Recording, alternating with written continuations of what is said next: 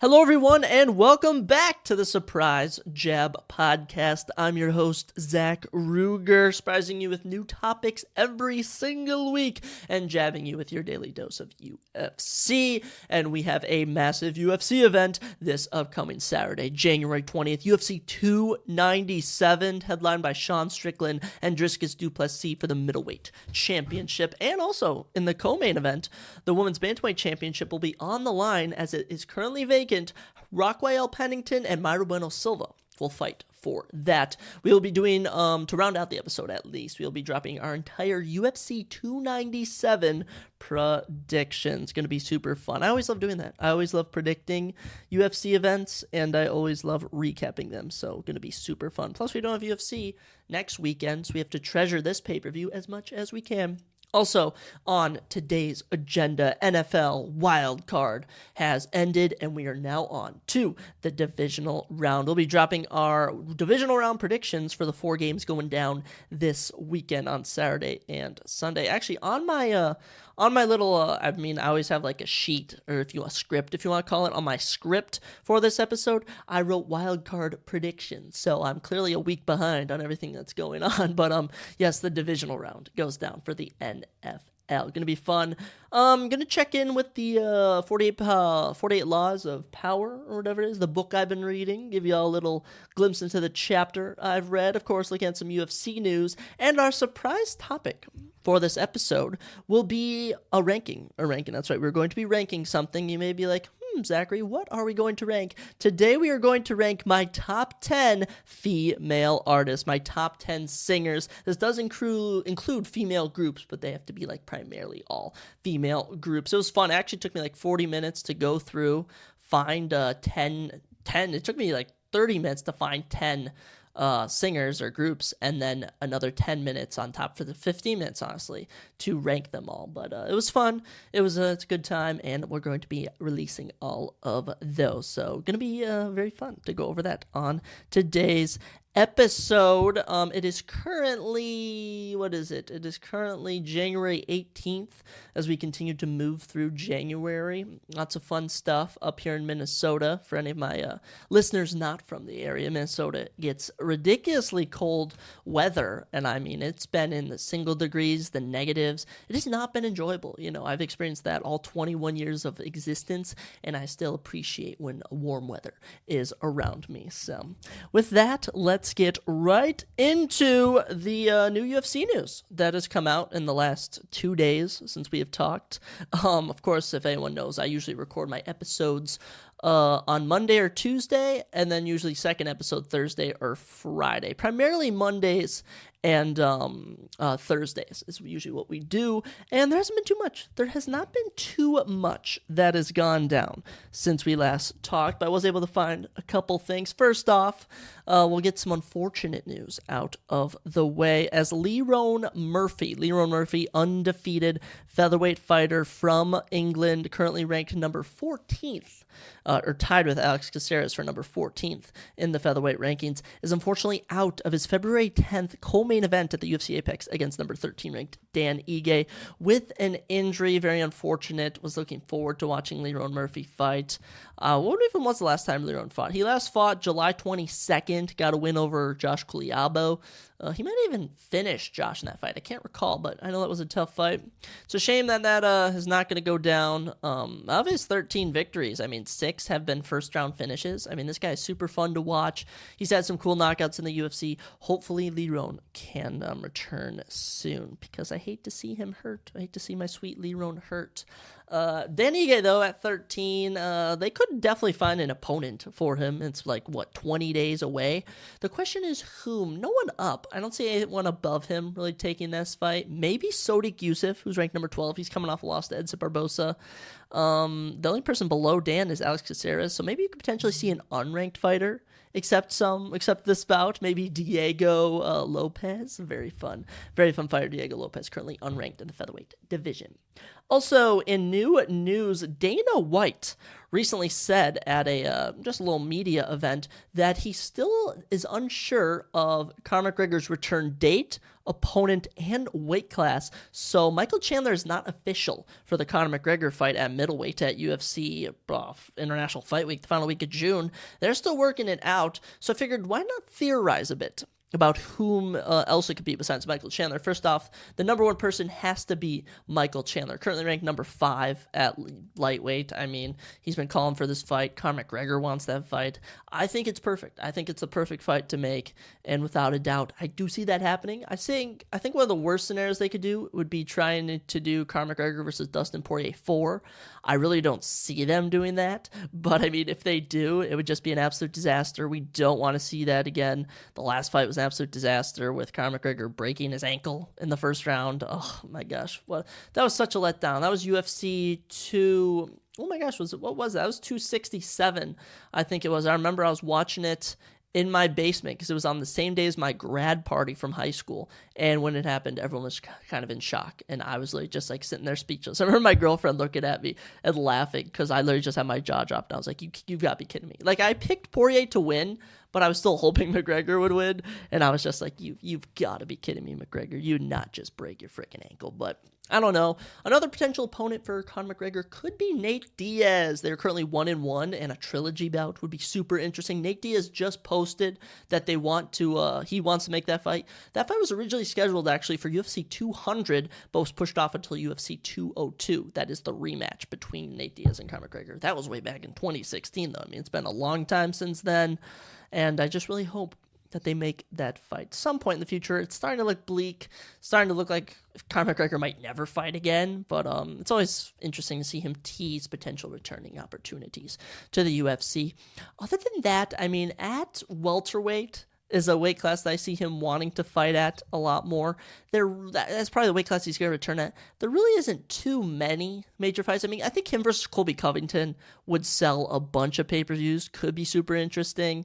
Him versus Leon Edwards could be a potential fight they do. Paulo Costa said he sees himself fighting Conor McGregor. No idea what that is about. You could always have him fight Rafael dos Anjos. There's not much appeal there, but it is an option. But other than Michael Chandler, I mean, there's not really anyone. Justin Gaethje, Max Holloway, no matter their BMF fight at UFC 300. Maybe McGregor fights them. I don't know. I feel like it's just going to be a lot of speculation. And Dana is kind of up in there about what he wants to do. You know, Dana, as much as he has patience, he's someone that if you test his patience too much, he gets irritated. I feel like McGregor is kind of doing that. So we'll see who Conor McGregor ends up fighting, but as of now, unofficial. Some fun rumors going down for UFC 301. That is right, the post-UFC 300 event, which is rumored to be in Rio de Janeiro, Brazil, going down May 4th. A lot of rumors for that, including Alex Pereira potentially fighting Jamal Hill or Magomed Ankalaev. Most likely Jamal Hill at the moment in the main event of that card. Other rumors that potentially Alexander Pantoja could fight Amir Albazi or Brandon Moreno, or if Brandon Moreno beats Brandon Royval at UFC Mexico City, February 24th. That could be a potential option. We're also talking about the winner, if Mayra Bueno Silva wins the Women's Bantamweight Championship this Saturday, that she could be on that card. A lot of speculation about that. A lot of big fights that could be made for the return to Brazil. It'll be interesting to see if that does happen, but it does feel realistic. I mean, I feel after UFC 300, which is aiming to be the biggest fight card of all time, and I know people... Like, obviously, it's not going to get enough pay-per-view buys, but the amount of star power you're going to see on UFC 300, you're not going to see for a while. Because if you compare it to UFC 299, which UFC 299 is amazingly stacked. On that card, you have two top 10, even almost top 5 fighters on the prelims in Petr Yan versus Song Yadong and Mateusz Gamrot versus Rafael dos Anjos. And it's just it's an absolutely loaded card, and UFC 300 is aiming to look better. UFC 300 currently has 8 fights booked, and the max that the UFC usually does for a fight card is 14. So you could expect, I'd say, max 6 more fights announced. Minimum, you're going to see 4 to 5 more fights announced. So UFC 300 is still up in the air because I'm hearing that potentially Alex Pereira could main event UFC 300. I mean, there's still rumors. No one knows what the main event's going to be of UFC 300. But as of right now, I mean, I don't know if you can put the BMF belt between Justin Gaethje and Max Holloway over Zhang Wei Li and Yan Xiaonan, just because BMF belt technically isn't a real UFC belt. It's kind of like a gimmicky belt. So that would potentially leave Max Holloway and Justin Gaethje being the third fight on the main card, or even the second from the first fight on the main card.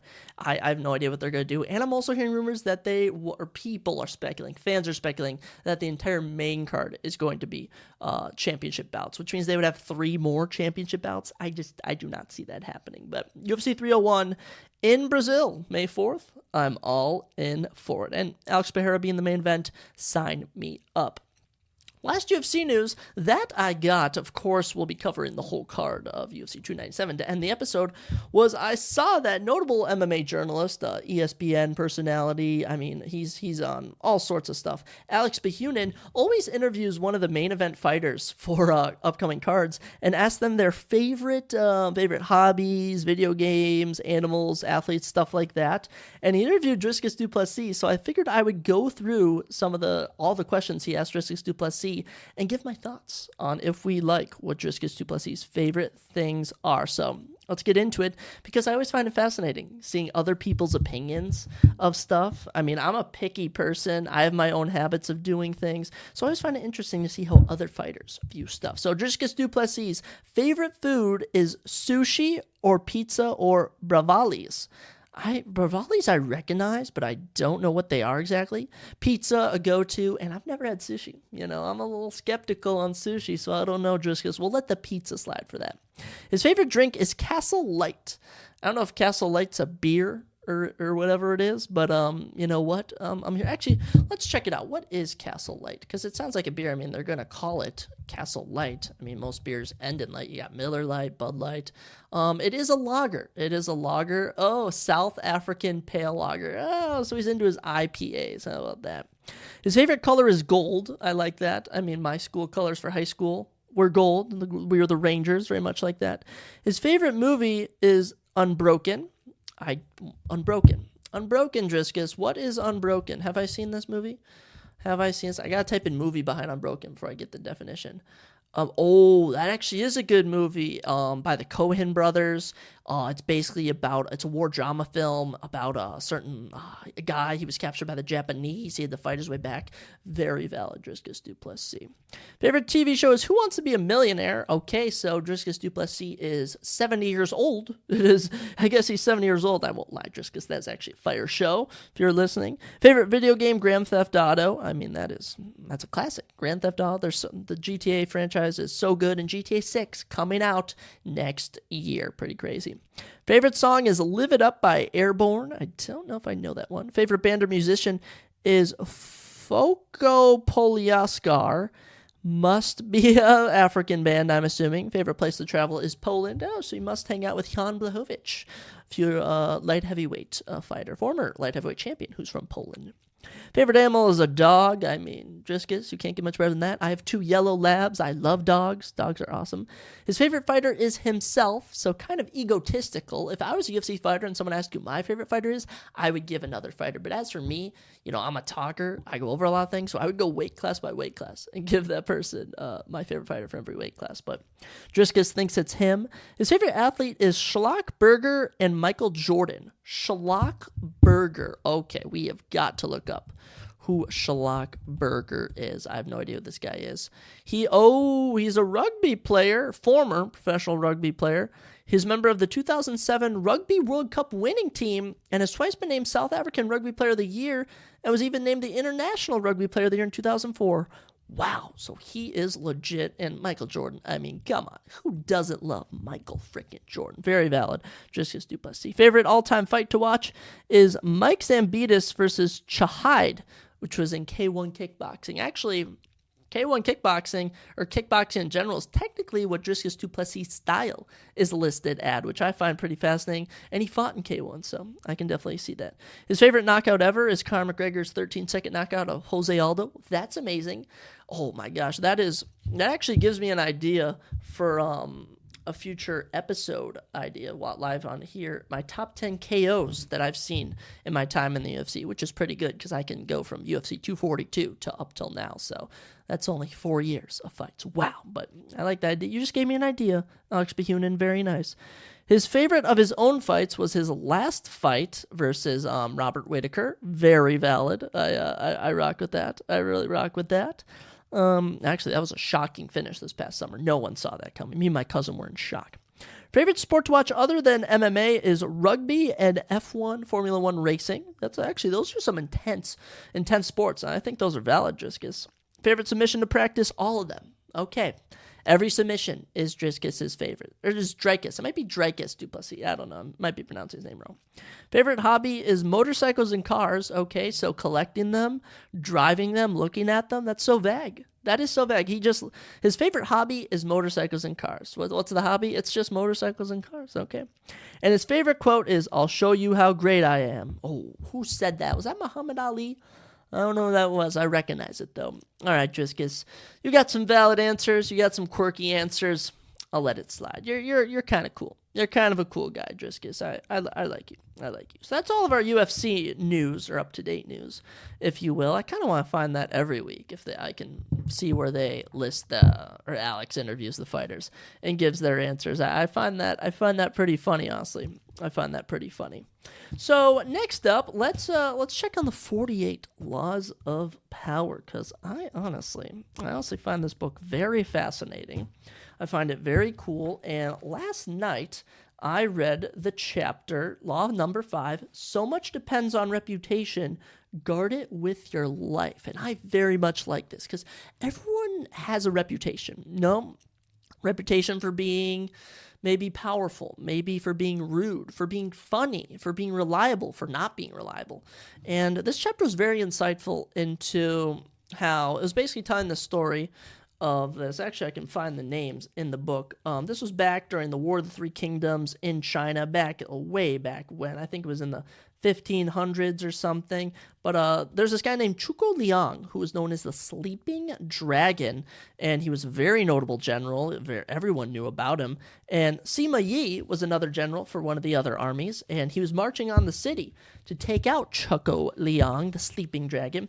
And when he came to the gates, the Sleeping Dragon, Chuko Liang, was just standing at the gates, just looking down at him. The city gates were open. He had no other troops in sight, and Sima Li turned back because of the fear he had, because he had a feeling it was a trap, because he had a reputation for laying in wait like a sleeping dragon before attacking his prey. But a little did Sima Li knew is that Chuko Liang had no troops in the sea. He only had about 100 men max. I mean, they caught him off guard, but he had a plot. He had an idea on how to counter it, and his reputation preceded him, so he was able to get around that. And it was very fascinating reading all about reputation.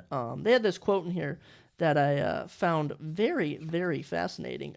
Reputation is the cornerstone of power. Through reputation alone, you can intimidate and win. Once it slips, however, you are vulnerable and will be attacked on all sides. Make your reputation unassailable. Always be alert to potential attacks and thwart them before they happen. Meanwhile, learn to destroy your enemies by opening holes in their own reputations, then stand aside and let public opinion hang them. Very, very cool. Very cool reading all of these stories. And as much as I don't see myself using other people's reputation to destroy them, I mean, I'm not a Hitler or a Stalin, someone like that. The examples they use aren't people like that. They're other people, such as P.T. Barnum from the, what's that Disney movie, The Greatest Showman? They talk about how P.T. Barnum, who was a real-life circus guy, basically, when he was going to buy his magic emporium, in the film, it shows him selling the boat stamps or whatever that don't even exist to get in there. It was originally bought out by other buyers, and basically P.T. Barnum ruined the reputation of those buyers, and they came out of the deal, and the bank actually sold the building to P.T. Barnum.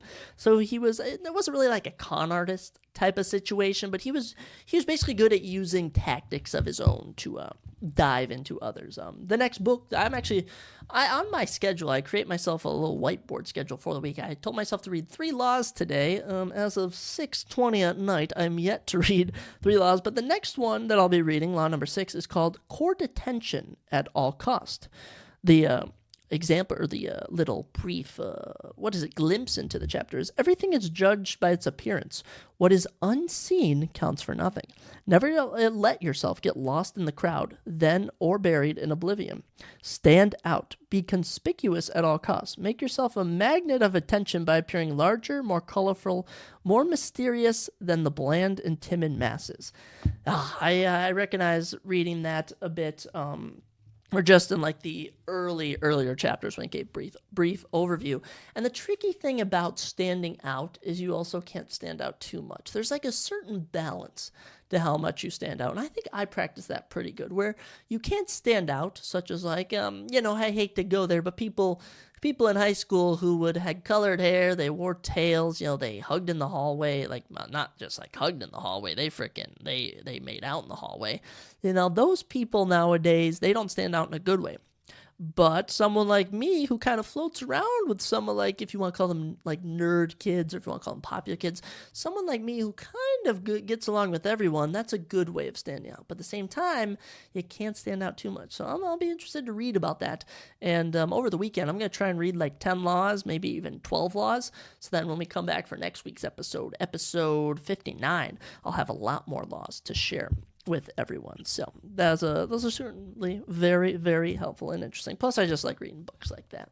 So, we only have 3 more things to talk about here on the podcast. But as we all know, I always stretch stuff out, and I can always go over things. So I'm thinking we do our divisional round predictions. I keep saying wild card. I'm gonna etch that off the script right now. No wild card predictions, divisional. We're gonna give our divisional round predictions right now for this upcoming weekend. I did get notes, so I got some fun facts for you all, as we have 4 matchups going down this weekend. Of course, the divisional rounds, the Ravens and 49ers were on bye. They were on bye, so it'll be interesting to see how they do resting a week. I mean, historically, teams that rest a week, or even such as like the Browns are a perfect example, where they rested all their starters in Week 18, and they just did not show up against the Texans whatsoever. It was super embarrassing.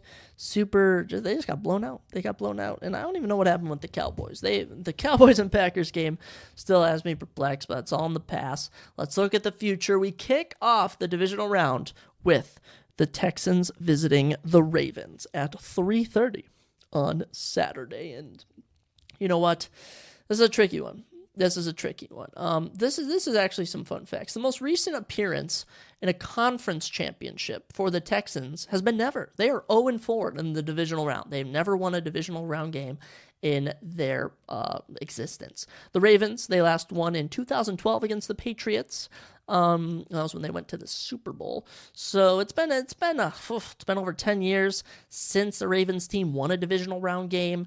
Lamar, has historically not been good. He's 1-4 in the playoffs. Last time he won was in the 2021 wild card, where they beat the Titans, and then they would then lose the next round with a chance to go to the conference championship. So Lamar has a lot riding on this. He's most likely going to win MVP this season. It's been the season of Lamar, and this past season has also proved that, a Super Bowl aside, he's probably going to the Hall of Fame for how good he's been, but a Super Bowl would really help that, or even making a conference championship would really help Lamar's case. And it's interesting. It's very interesting how Lamar will do. The Ravens, they had a good ending to their season. Of course, now I will point this out. Their starters have not played for 2 weeks. They rested everyone in that final game against the Steelers. But the last time they did have their starters, December 31st, they blew out the Dolphins. The week before, blew out the 49ers. The week before, blew out the Jaguars. The week before, close game against the Rams. November 26th, beat the Chargers. Before that, beat the Bengals. So the Ravens starters are actually currently on a little 6-game winning streak. But I don't know how to go about this. The Lamar curse is real. The Lamar everything. I'll be very fascinated to see how they do. I don't think the Texans and Ravens played this year. Let me double check. They did actually. Wow, they were week 1. Week 1, the Ravens played the Texans and won 25-9. That's very fast. So, wow, that is crazy.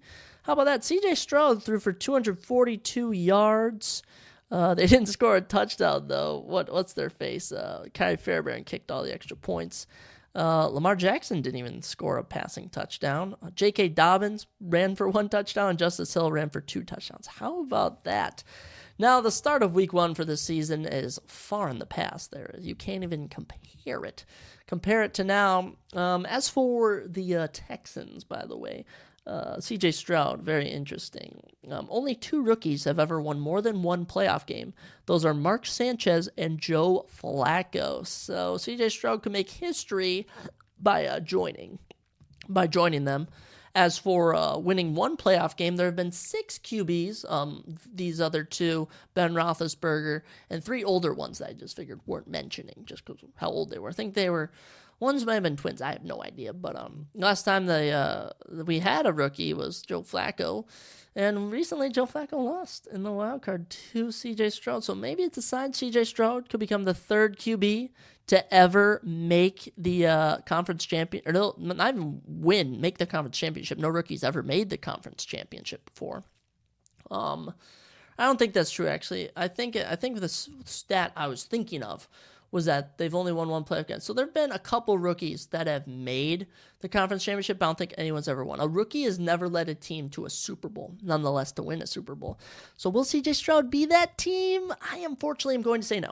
I'm going to pick the Ravens, and I'm putting hope in Lamar. I'm putting hope that this resting period for the Ravens has paid off, and this Texans little high they're on is just not going to last. Texans also have the 0-4 in the divisional round. There's a lot of stats pointing against, a lot of historical stats pointing against the Texans. Lamar really has to break the curse, and I think the Ravens can get it done. And I was too courteous in the wild card. My mom ran away. She got 5 of 6 picks correct, predicted the closest on 3 scores. I was picking too low. I also went 3 on 3. So, I mean, I only had 3 games where my score qualified. But I'm going 42-20. I think Ravens drop a 7-touchdown game. They ball out. Lamar gets 5 touchdowns. C.J. Stroud manages to get some garbage time touchdowns. I think this is a Ravens masterclass. I really believe this is a Ravens masterclass, okay?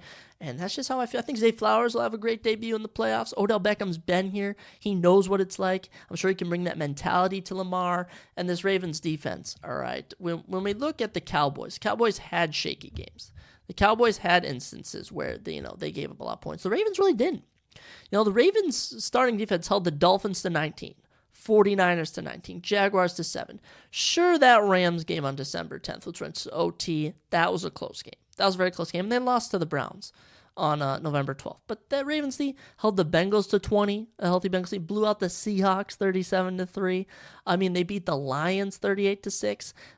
I mean, actually, when they played the Browns twice, the first time they played them, they beat them 28-3. So it's Ravens defense, super capable. Give me the Ravens. I'm riding with them. Lamar, don't let me down, Lamar.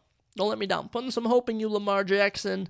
I'm hoping you do well. As for CJ, even if the Texans win, I'm going to be happy because CJ Stroud is a likable guy. But that's for next season. This season, I have to pick the number 1 team, Ravens. In the league, actually, the best league record. Second game in the NFL divisional round for the 23-24 season. Could I be like was it an ominous announcer dropping stuff like that? The second game going down at 7:15, the night game for Saturday, January 20th. The Packers will be visiting the 49ers. We're doing both our number 1 seeded games on Saturday. How about that? Just knocking them out the way. And the thing about the 49ers and the Packers is they're similar to the Packers and Cowboys where there's history. There's history with these 2 teams. The 49ers and the Packers have played each other 9 times. This will be their 10th meeting. And the 49ers haven't lost a playoff game to the Packers since 2001. Since 2001, they have not lost. It's actually pretty crazy. They actually played each other last year in the divisional round, and the 49ers won 13-10 in Lambeau Field with Aaron Rodgers behind the helm.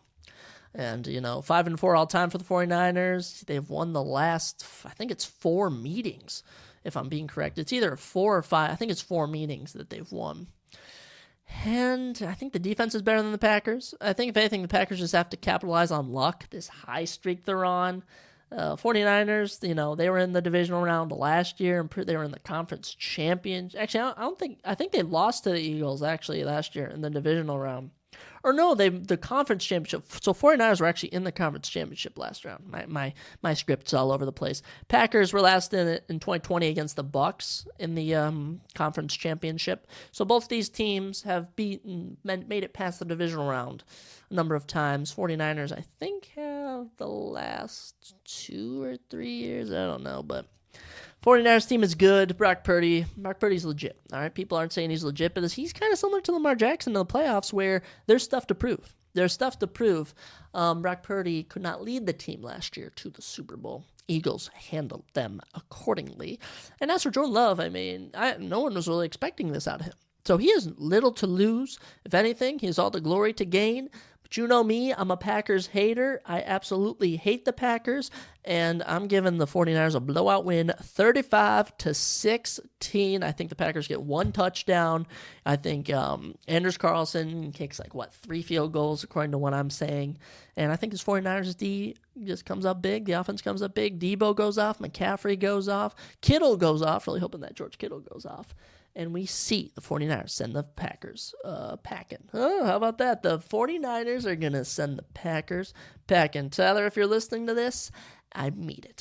You know what? I was shocked watching the Packers beat the Cowboys, but if they beat the 49ers, I just don't know what I do. And there's a scenario, the Packers and Lions play to go to the Super Bowl. Absolutely crazy. What world do we live in? 49ers, 35-16. Give me it. Moving into Sunday, we have an odd game time for the Buccaneers and Lions game at 2 o'clock. Very interesting. 2 o'clock Central Time, that is. The Buccaneers will visit the Lions, and the Lions actually beat the Bucs 20-6 October 15th in Tampa Bay. So this is a little bit of a rematch, if you will, for the season. Bucs and Lions have played each other numerous amount of times over the years.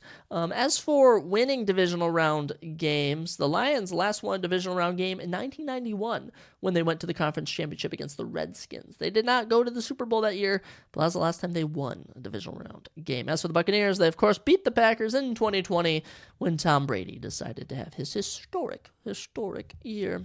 Once we won the Super Bowl, that's the last Super Bowl Tom Brady ever won. How about that? Kind of emotional. As of now, it's a healthy Lions team. Buccaneers team looks genuinely healthy. And when we talk about momentum, the Buccaneers are coming in with incredible momentum. Managed to win the division in the final week, blow out the Eagles in the wild card round. Now, as for the Lions, a close game, a 24-23 win over the Rams. It was close. Now, the benefit, though, Lions are at home. They've historically done better at home this year. A couple losses here and there to the Bears and Packers, but other than that, not too bad for the Lions. Buccaneers, Baker, kind of having himself a year. It'd be crazy if Baker could lead the Bucs to a Super Bowl. Browns fans would probably cry. Browns fans would be in absolute shock. But I'm going to be honest. I think this is the Lions' year. I think that the Lions just have something about this team. They're risky. Dan Campbell is a risky coach. He likes to take risks. Aiden Hutchinson, an amazing leader on this defense. Jared Goff, a lot of haters. And, he beat his former Rams team. The talk was Stafford against the Lions. What about Goff versus the Rams? The Rams gave up on Jared Goff. They said, you know what, we want Matthew Stafford. And now it paid off. But what's that to say for Jared Goff, okay? This is his chance to lead the team. David Montgomery and Jahmyr Gibbs is slowly, out of the playoffs, of the teams currently left, it is probably the best dual backfield that we got. Is definitely the best dual backfield that we got. Looking at the Bills, Latavius Murray and James Cook, it's decent, but James Cook's kind of lead. Chiefs, Isaiah Pacheco, Clyde Edwards-Helaire, it's more Pacheco. Bucks, Rachaad White and whoever else they hand the ball off to, Chase Edmonds. So really this backfield is amazing. The wide receiver core is excellent. Amon-Ra St. Brown finished the year as a top 10 wide receiver. He's only looking to get better. An amazing connection with Jared Goff. And as for the other ones, Jamison Williams, Khalif Raymond, Josh Reynolds, they all catch the ball very well. Buccaneers, the one thing I will say is that they caught a Eagles team that was falling off. All right, their plane was going down, and the Buccaneers just kind of helped sink it deep into the ocean. But I just don't think that momentum's going to carry over. I am noticing that I am picking the first 3 home teams to win. Statistically, home teams do better in the playoffs. Give me the Lions 27-21. I do think this will be a close game, probably the closest of all the games in the divisional round. But man, they already won this year. The Lions already beat the Bucs 20-6. They were in Tampa, so now they come home. I will say the Eagles did beat the Bucs, and look what happened to them. I think home field advantage will be the key here. Give me the Lions 27-21 to break the curse and make the conference championship for the first time in 30 years. It's a team of destiny. All right, our final game in the divisional round. The Chiefs visit the Bills this time. Chiefs are not at home. All right, the Chiefs don't have the 2 seed. They have the 3. Bills have the 2. Last time these teams made the conference championship, Chiefs, was last year against the last year against the Bengals. They beat the Bengals, didn't they? Did the Chiefs? Were the Chiefs in the Super Bowl last year? Yeah, they won last year. Oh my gosh, my memory's completely jogging me. Chiefs beat the Eagles last year. So Chiefs, familiar territory, they're on the road. They like a little pressure. As for the Bills, last time they were in a conference championship, when they made it past the divisional round, was in 2020 when they lost to the Chiefs. So, I mean, it's been a pretty crazy series with these two. Josh Allen and Patrick Mahomes have a little feud going on, little Brady Manning, if you will. I don't really even know who to compare it to, honestly. But, hell, what do you know? Chiefs and Bills, it's fun. Bills defeated the Chiefs 20-17 this season, December 10th at Arrowhead. That was a competitive game. So Bills already won in Kansas City. Maybe the Chiefs win at the Bills Stadium this year. I don't know. But the last time they played in the divisional round was in 2021 when we witnessed one of the greatest games you'll ever see. One of the greatest endings to a game you'll ever see. Of course, that was the back and forth in the final 5 minutes, which saw I think it was like 4 touchdowns scored. The 13-second game-winning drive from the Chiefs against the Bills. Then when it went to overtime, the 42-36, I mean, an absolutely amazing game. One of the greatest playoff games you'll ever see. Bills are here for retribution, and I won't lie, the Steelers defense was the only good thing about that Steelers game. Last weekend in the wild card. I thought there'd be more running in that game. There wasn't. That was pretty odd. But the offense for the Steelers was not an issue. Bills defense handled them accordingly. Did give up some touchdowns, but nothing too bad. And as for the Chiefs, they manhandled the Dolphins. They manhandled the Dolphins in that game. The Dolphins had no answer for them. 26-7. Patrick Mahomes looking great, but I feel Patrick Mahomes owns Josh Allen in the playoffs. And Bills, they are riding a little 6-game win streak. All right, the 6-game win streak. Chiefs, not really riding any win streak. They're a little 3-game win streak, if you will. But so far this season, Chiefs 6-2 on the road. Okay, Bills 8-2 at home. Okay, so this is setting up to work out beautifully. Game of the week will probably be Chiefs and Bills. Even though I said that the Lions and Buccaneers will be the closest score, I think the Chiefs are going to beat the Bills 38-29. And what do I think how do I think this is going to happen? I think it's going to be 31-29. Final 3 minutes of the game. And on the game-winning drive, I'm feeling a 3rd down, maybe even a 2nd down. Josh Allen throws a pass, gets picked off by a Chiefs cornerback, and he returns it for a pick 6. And the final score will be 38-29. Give me the Chiefs. I mean, that'd be pretty good. I'm setting up a Ravens-Chiefs and a Lions-49ers conference championship games. Bills, they haven't made the conference championship since 2020. In 2021 they lost. Last year, what even happened last year?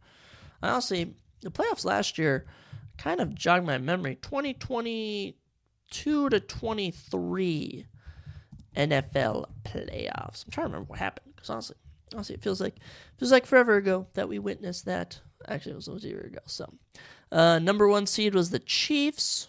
Number 2 seed was the Bills. How about that? Can I just see a bracket? I'm on Wikipedia. There we go. Chiefs played what happened to the Bills? Bills lost. Bills won in the wild card, and then they got blown out 27-10 by Joe Shiesty. Wow, how about that? So, back-to-back year appearances for the 49ers, only per team in the NFC, making an appearance And Chiefs and Bills, only teams making a reappearance from last season. Feels like a while ago, but yes, to recap the picks, to go over what we think's gonna happen. Ravens manhandle Texans 42-20. I'm giving at least one defensive touchdown, a fumble return, a pick six, maybe even special teams return, something. Packers and 49ers, same scenario. I think 49ers give it to the Packers. I do think it's close early. I'm thinking Packers might even score first. Might even be 10-0 first. But second half hits, give me the 49ers really finding their groove. Buccaneers and Lions, 27-21. I'm thinking this is going to be close. I'm thinking that, it's kind of back and forth. Lions score maybe early fourth, late third, and just hold off the Bucs to round out the game. Final game, Bills, Chiefs. Like I said, I think it's going to be close up until the final drive. We see a Chiefs turnover, and we kind of just see like the look on all the Bills' faces that this is it. This is it. But we have 8 teams. Let me just say, of all the teams, Texans have nothing to lose. Packers have nothing to lose. Buccaneers have nothing to lose. Chiefs, honestly, don't have much to lose. But you have the Ravens. Lamar Jackson has a lot to prove. 49ers, Brock Purdy has a lot to prove. Lions, the Lions don't really have much to lose, but I just feel like this is their one season. I compare it to the Vikings 2018 run where we lost to the Eagles in the conference championship. That was our year, and it just came apart at the end. I hope the same doesn't happen to the Lions. Now, as for the Bills, Stephon Diggs, Josh Allen. This feels like the last ride almost. They've come so close before. This is the divisional round. They can almost taste it. And I like their odds if they win against the Ravens. If I'm being honest, if the Bills can beat the Chiefs, I really like their odds against the Ravens. So give me the Chiefs, though, 38-29. I already said it. I think that'll happen. But Josh Allen and the Bills have a lot to prove. Very much so. Very much so. So that's all I got. That's all I got for the divisional round. Who knows what? Who knows what is going to go down this weekend? I'm here for it. Are you kidding me? Divisional football, a pay-per-view.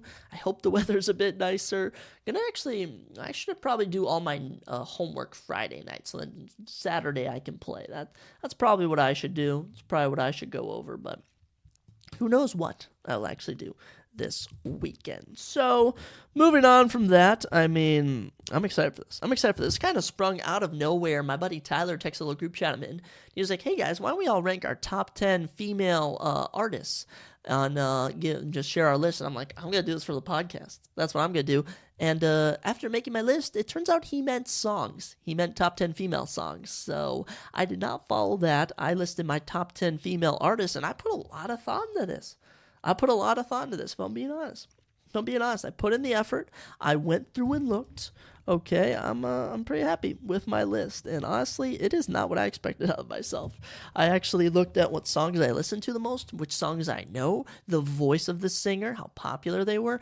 I put a lot of work into this. So without ado, here are my top 10 female artists, singers, if you want to call them, of all time. By the way, this is a personal list. Let me make that disclaimer. All right. Because I know some people are going to be like, hey, that person's obviously not even top 10. Okay, you know what? Shut up. Alrighty, let's get into it. Starting off with number 10. By the way, no honorable mentions. I just have 10 women. Actually, we have 2 groups. And our first, do I have 2 groups? I think I have 2 groups. I do have 2 groups on my list. Okay. Starting off at number 10. It's a female group of artists. They sang in the 90s, early 2000s. Give me Destiny's Child, Beyonce, The Queen, Kelly Rowland, Michelle Williams. Absolutely amazing stuff. I love Destiny's Child. Some of my favorite songs, Say My Name. Say My Name. Such amazing song. Survivor. I first heard Survivor as a cover in the 3rd Alvin and the Chipmunks movie, Chipwrecked. And I listened to the real one that was sung by Destiny's Child. It was absolutely amazing. Their song, Bills, Bills, Bills. Can you pay my bills? Can you pay my telephone bills? I actually heard that on Glee as a cover by actually the gay singers. And I was like, oh my gosh, who sang this? Destiny's Child. Equally as good. And of course, the first Destiny's Child song I ever heard straight up was Bootylicious. Who doesn't love Bootylicious? I don't think you're ready for this jelly. I don't think you're ready for this jelly. How about Clay Matthews singing that in Pitch Perfect 2? So hilarious. Love Destiny's Child. And it's only one of the 2 bands. Or 2 bands, if you want to call it. I guess Is Destiny's Child a band? I think it's like a group. There's a group and a band. There's no one really playing instruments. It's all singers, and they're all amazing. It's crazy to see how Beyonce started off here and took her career to the heights. I mean, she's easily got to be, top 5 female singers of all time? She's not on my list, okay? I went with Destiny's Child because I'm not out here listening to a lot of Beyonce songs, but if you catch me get my groove on, maybe you'll hear a little Destiny's Child, so that's number 10 on my list. Checking in at number 9 on Zachary Ruger's top 10 female singers of all time, we have J-Lo, Jennifer Lopez. That's right. I don't know her nickname. Jenny from the Block. I mean, that's one of her favorite songs. One of my personal favorite songs. Jennifer Lopez. Love her. Good actress. Good singer. Who's she with now? Ben Affleck. I mean, she makes the rounds with all the famous Hollywood actors. I mean, honestly. I guess she was dating A-Rod, famous baseball player, but... who knows, man? They're a lot of fun. Let's Get Loud on their pop one. Let's Get Loud. Let's Get Loud. What else you got? On the Floor with Pitbull. That's another amazing song. And her Super Bowl performance. Her Super Bowl, what was it? With Shakira. I don't know what number that was. I remember I was watching it at my buddy Matthew's house. Me, him, and his brother were in their basement watching that Super Bowl. Was it the 49ers? I think it was the 49ers won when they lost to the Chiefs that one year, if I'm thinking correctly. But yes, that was an amazing Super Bowl performance. I rock with Jennifer Lopez. Very, very good singer. And, I know she's known for being an actress and a singer. I don't know what I prefer more. I honestly don't know, J-Lo, but you do yo thing, girl. Hell yeah. Girl power, I guess. Guy sounds fruity.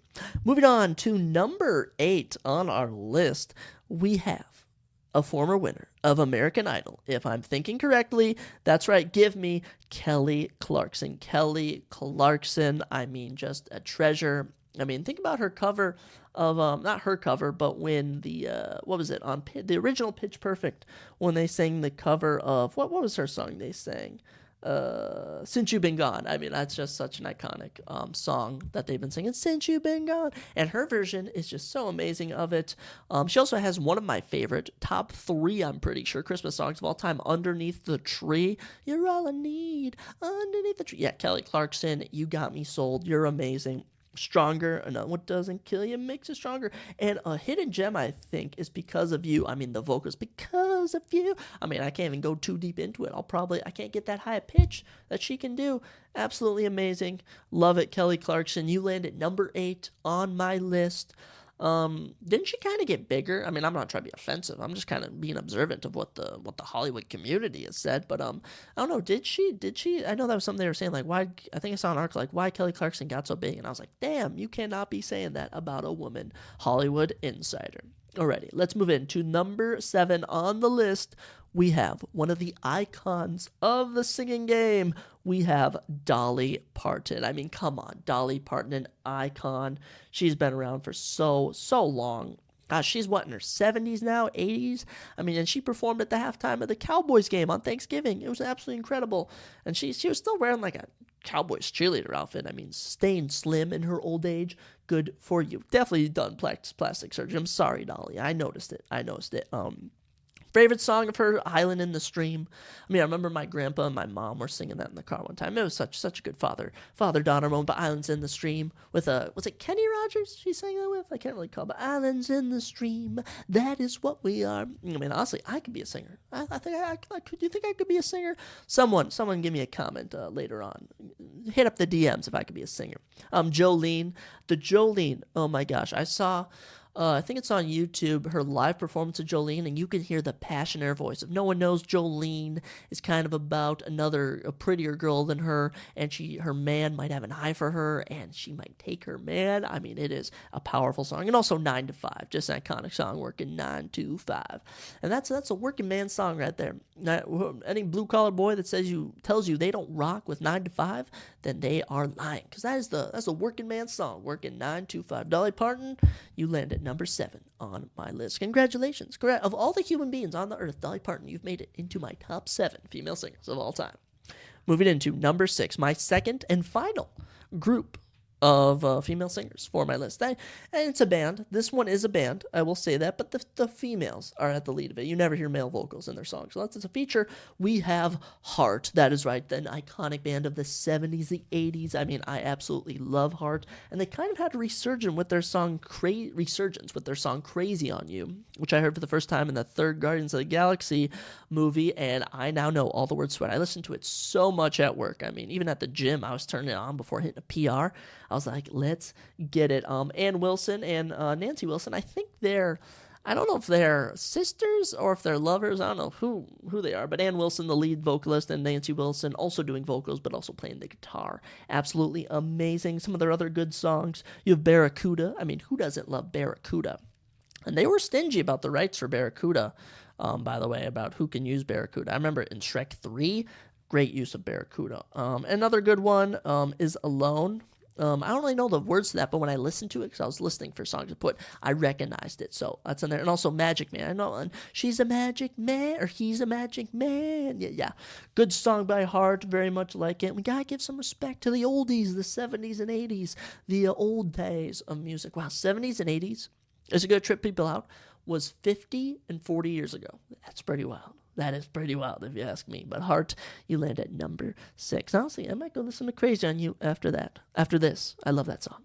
All right, we're getting to our top 5 female singers of all time. Our top 10 female singers. But now we're on to the top 5. And landing at number 5, my number 5 female singer of all time, we have the iconic, the amazing Whitney Houston. Rest in peace to Whitney Houston. I believe she passed away. Didn't Whitney Houston pass away? I mean, we all know Whitney Houston fell into drugs. I mean, yes, she died February 2012. Nicknamed The Voice. Oh, my gosh. So sad. Bobby Brown ruined her. Oh, my gosh. Absolutely terrible. Oh, man, Whitney Houston, so beautiful before the drugs hit her, and she is just so iconic. She did. My grandpa showed me this. He said it's the best national anthem he's ever heard. It was at Super Bowl 25 in 1991, I believe, and I completely agree. She gave the best national anthem ever. Just she hit the high notes. She had perfect timing. It was amazing. Sounded American, sounded patriotic. Oh, man, Whitney Houston. I wish I could have been alive to see you. And I guess now that I've said that, I was alive for 10 years when she was alive, before she passed away. Whitney Houston, I mean, so many good songs. I Want to Dance with Somebody. I mean, I Want to Dance with Somebody. I mean, you hear that in a lot of 80s songs. I mean, 80s movies. Higher Love, a newer song. I believe, like, what's their name? Kygo, who's like a DJ or whatever, like remixed her voice or whatever to like use it. Sounds good. I Will Always Love You. I mean, that's an iconic song. I mean, what young teenage boy is not singing that to his girlfriend? And I will always love you. And yeah, all right, that's what's going to happen in the movies. I don't know about real life, but who knows? And How Will I Know, I also listened to when I was compiling this list, and that was a good song. How Will I Know? I encourage everyone to go listen to that. I can't recall how it went, though. I'm honestly a little confused at how I don't know how that song goes, but we'll have to keep listening to that. But How Will I Know? Another good song by Whitney, The Voice Houston. How about that? Maybe that's why they called The Voice, as they were thinking of Whitney Houston. I don't know. But Whitney, girl, you're number 5 on my list. And coming in at number 4, we're past number 5. We're getting number 4. You all know her. Give me Adele. That is right, Adele. I mean, an icon of my generation. I mean, so many hits. Some of my personal favorites, Set Fire to the Rain. I mean, that song is now used for gym hardstyles, you know, like a little techno. They remix that song. Very, very popular. What else? What other good songs did Adele do? She's got Hello. I mean, Hello took over. So many parodies of that. Everyone was singing that. I mean, hello, it's me you're looking for. I mean, Adele with Hello. That song took over. Rolling in the Deep. I mean, there's a fire starting. That is an amazing song. Skyfall. I mean, Skyfall is such an powerful song. You close your eyes in a dark room, you turn that on, and it takes you away to another world. It takes you to James Bond on that island. Spoiler alert in the final James Bond movie. When the bombs are coming in and he realizes it's over, and he falls to his knees, let the sky fall. It's like your final stand. And another good song by Adele is Rumor Has It. I mean, who doesn't love it? Rumor Has It. I'm just saying, Adele's got the bangers. And another interesting point people point out is that she got super skinny. I mean, she used to be a bit larger, you know? I mean, she wasn't ugly when she was larger, I'm just saying, but she got skinny, and she kind of ran away with that. I mean, I saw that not too long ago. She was being criticized for putting on dreads when she was in Jamaica with her black boyfriend, by the way. They're mad she was wearing dreads. I mean, come on, people. You have worse things to be mad about, like gas prices. How about that? Not to get political, but Adele, you are one of the best. One of the best, the number 4, according to me. And this is just compared to what songs I listen to the most and enjoy. And I'm very particular with some of the music I enjoy.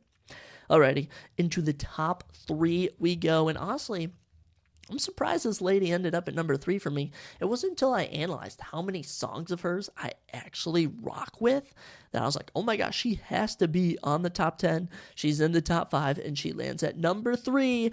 Give me Katy Perry. Katy Perry, I mean, Teenage Dream came out. I mean, honestly, she was my teenage dream. Actually, not when I was a teenager, more when I was like in 6th grade, which looking at now, I was like 11. So that is kind of weird in hindsight. But to me, she was such amazing person. I mean, you heard her songs all over the radio. You heard them in movies. I mean, I remember Hot and Cold from the second Chipmunks movie. I mean, I remember so many songs from the Chipmunks movie. And it's and it's like, wow. Just wow, you are amazing, Katy Perry. She kind of got weird for a while, like shaved her head and stuff, and was kind of getting weird on American Idol as a host. But you know what? She's gotten past that because she has so many bangers. I mean, where do I even begin? So many favorites. Dark Horse. I mean, just amazing. Roar. You're gonna hear me roar. Actually, funny song about Roar.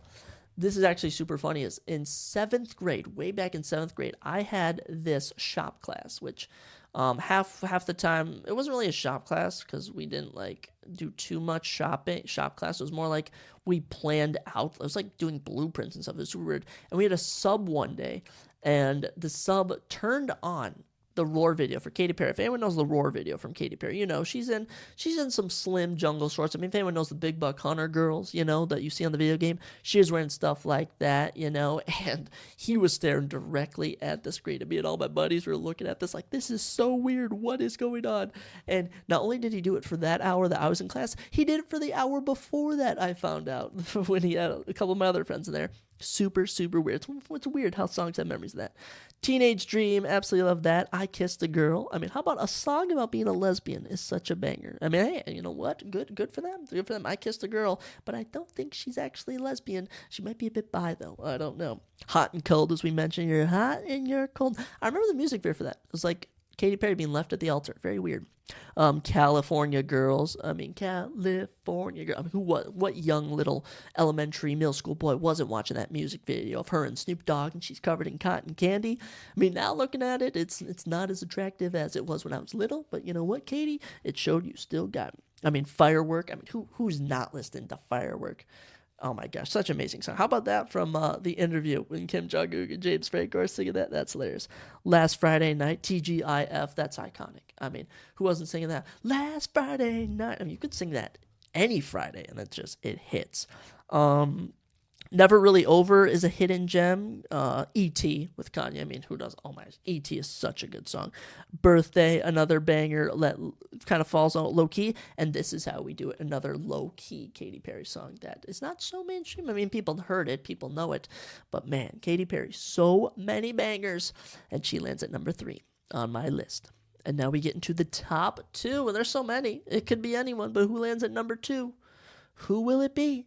And honestly, I didn't know. I mean, when I was thinking of amazing singers, I immediately went to the actual top 10 list of who the actual top 10 like singers are of all time. And honestly, I felt that, you know, she was high up on the list, and she ended up being high on my list.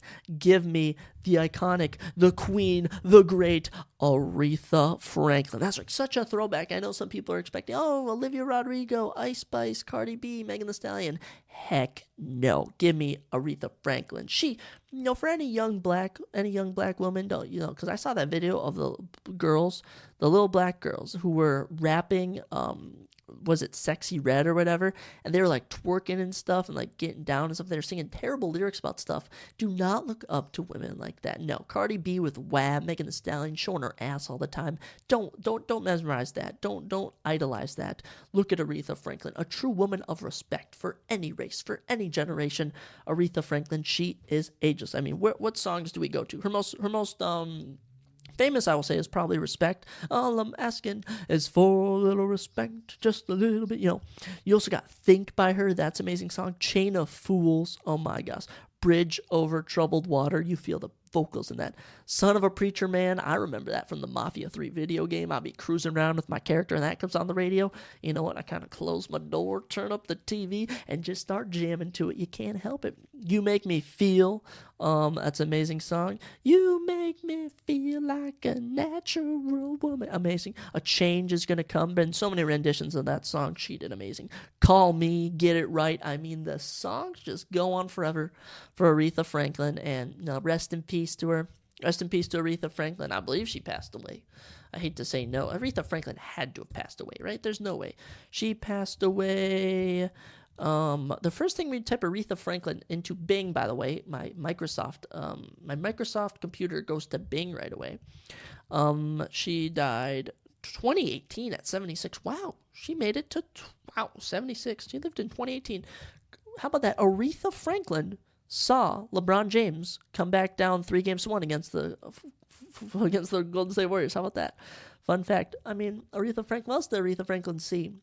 Aretha Franklin experienced the Vietnam War, and Aretha Franklin also got to see Justin Timberlake leave NSYNC and start his own music career. I don't know. I'm just thinking of funny things to compare to. But Aretha Franklin, you're my number 2 woman of all time, which means what? Zach, there's still one more left.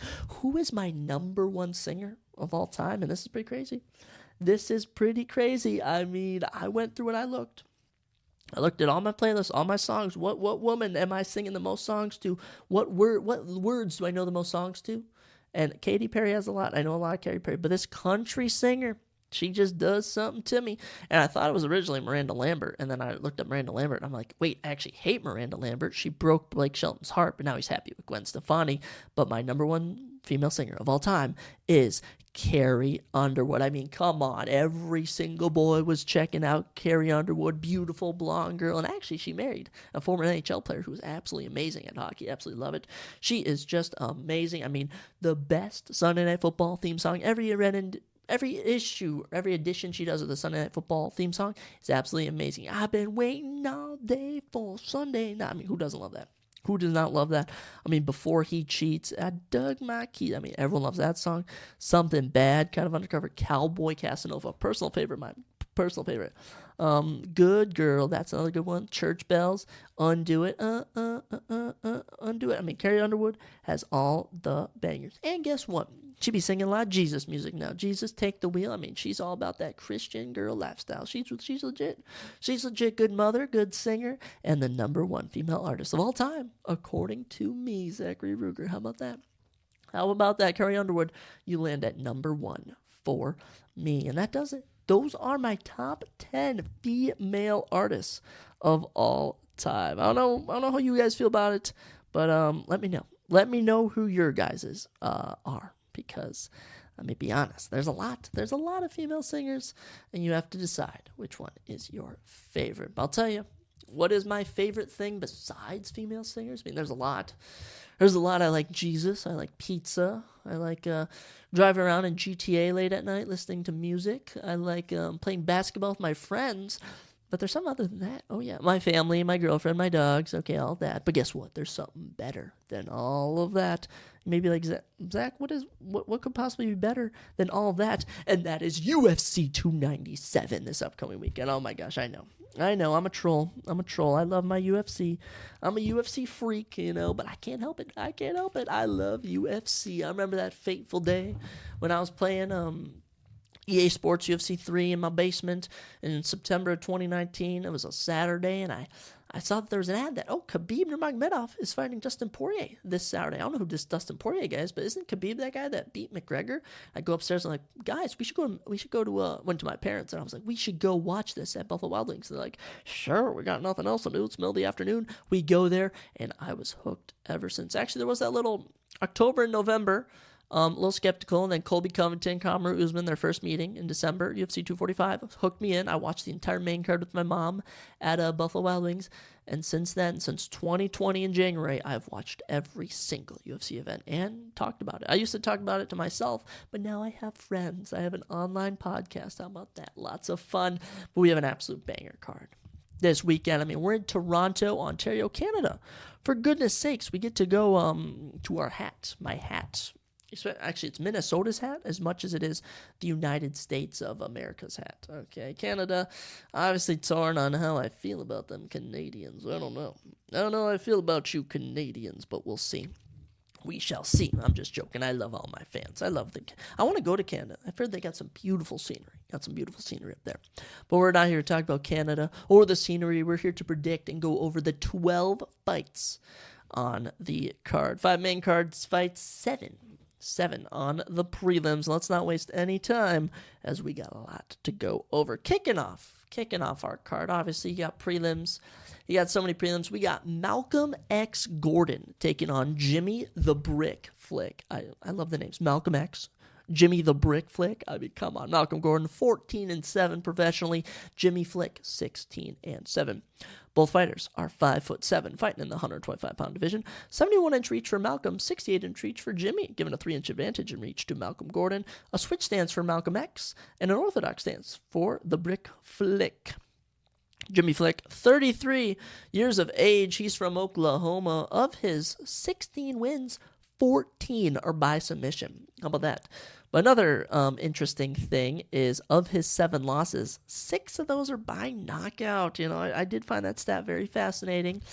Jimmy Flick debuted in the UFC on Dana White's Contender Series in September of 2020. Got an arm triangle over Nate Smith. And then in his debut, got a flying triangle choke against Cody Durden in round number 1. Super impressive. But following that, he took 2021 and 2022 off. And in 2023, he came back, and Charles Johnson TKO'd him in round number 1. And then in June of last year, Alessandro Costa TKO'd him in round number 2. So Jimmy Flick, currently on a little 2-fight losing streak, been knocked out in both of them. He will look to bounce back, though, against Malcolm X Gordon. Malcolm is also 33. And he's from Ontario. We do have a Canadian boy. On the team, repping the card. He's from Ontario, you know. Ontario's a province. I don't know exactly what town he's from, you know, like Toronto or what city. But of his 14 victories, 5 by knockout, 6 by sub, 11 of 14 finishes, not too shabby. Malcolm Gordon on a 2-fight losing streak as well. In October of 2022, he got submitted by Muhammad Mokaev in round number 3. And in his lone fight, March 18th, 2023, he got knocked out in a minute by Jake Hadley. Actually got hit with a body shot in that. Malcolm Gordon debuted in the UFC against Amir Albazi, got submitted in 2020. I mean, that's a killer. Then got TKO'd by Sumadarji in 44 seconds. Following that, though, picked up a crazy upset win over Francisco Figueiredo. That is right, Devison's younger brother. And then had an injury win against Dennis Bonder in February of 2022. Both of these fighters on a 2-fight losing streak, and a statistic I just want to point out, which is going to be very interesting, is that there are 9 Canadian fighters on this card. Out of the 12 fights, 9 feature a Canadian, so pretty fascinating stat there. There's only 3 fights without a Canadian fighter, and since 2019, Canadians have gone 13-17 when fighting in Canada. However, at UFC 289 last year in June, Canadians went 5-0 on the event. So of the last 30 Canadian fighters to fight in Canada, 13 have won, 17 have lost, which I find very fascinating. We have 9 on this card. There's just no way all 9 win, right?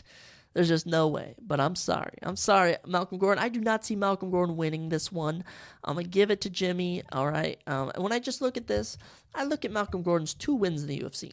An injury win and a win over Francisco Figueiredo by a close unanimous decision. Besides that, he's been finished 4 other times. I mean, he was hit with a body shot and went down. And as much as Jimmy Flick's last 2 appearances haven't been too good, I think Jimmy's had some good training, some good stuff, and he will be back to beat Malcolm Gordon. Gotta rep us, United States boys. Okay, we can't let the Canadians win every single fight on this card, but we'll be interested to see what goes down. Give me Jimmy Flick, and I gotta drop a prediction. Don't I? I forgot we're going round by round. I mean, last week we had some fire picks. I mean, we kicked off 2024. I predicted Joshua Van round 1 knockout. I predicted Gene Silva round 1 knockout. I predicted Farid Basharat unanimous decision. I predicted Marcus McGee round 2 TKO. Predicted Waldo Cortez Acacia unanimous decision. What else did I predict? I predicted a lot of stuff last week. I predicted Magomed by knockout, just wrong round. I mean, we're doing pretty good. 8-3 to start off the year. But how will Jimmy Flick win this? I haven't seen Malcolm get submitted since it was against Muhammad Mokaev. So, give me Jimmy Flick.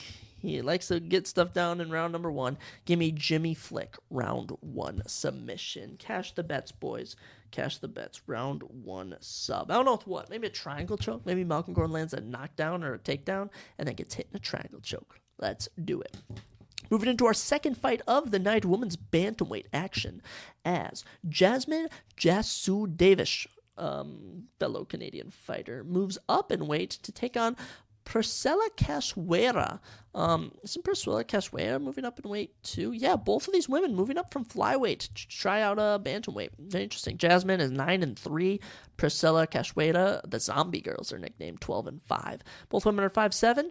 3-inch reach advantage for Jasmine Jasudavicius. Crazy name. 3-inch reach advantage for her. Both fighters have an orthodox style.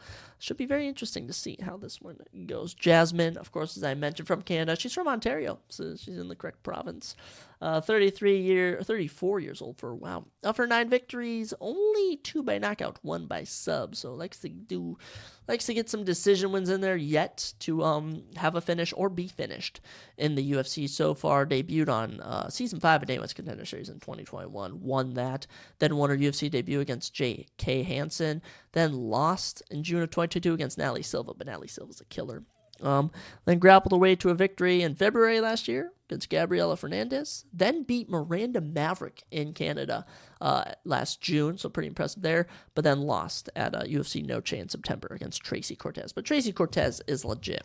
Okay, let's get that point across. Tracy Cortez is 11-1. 5-0 in the UFC. So that was her last loss.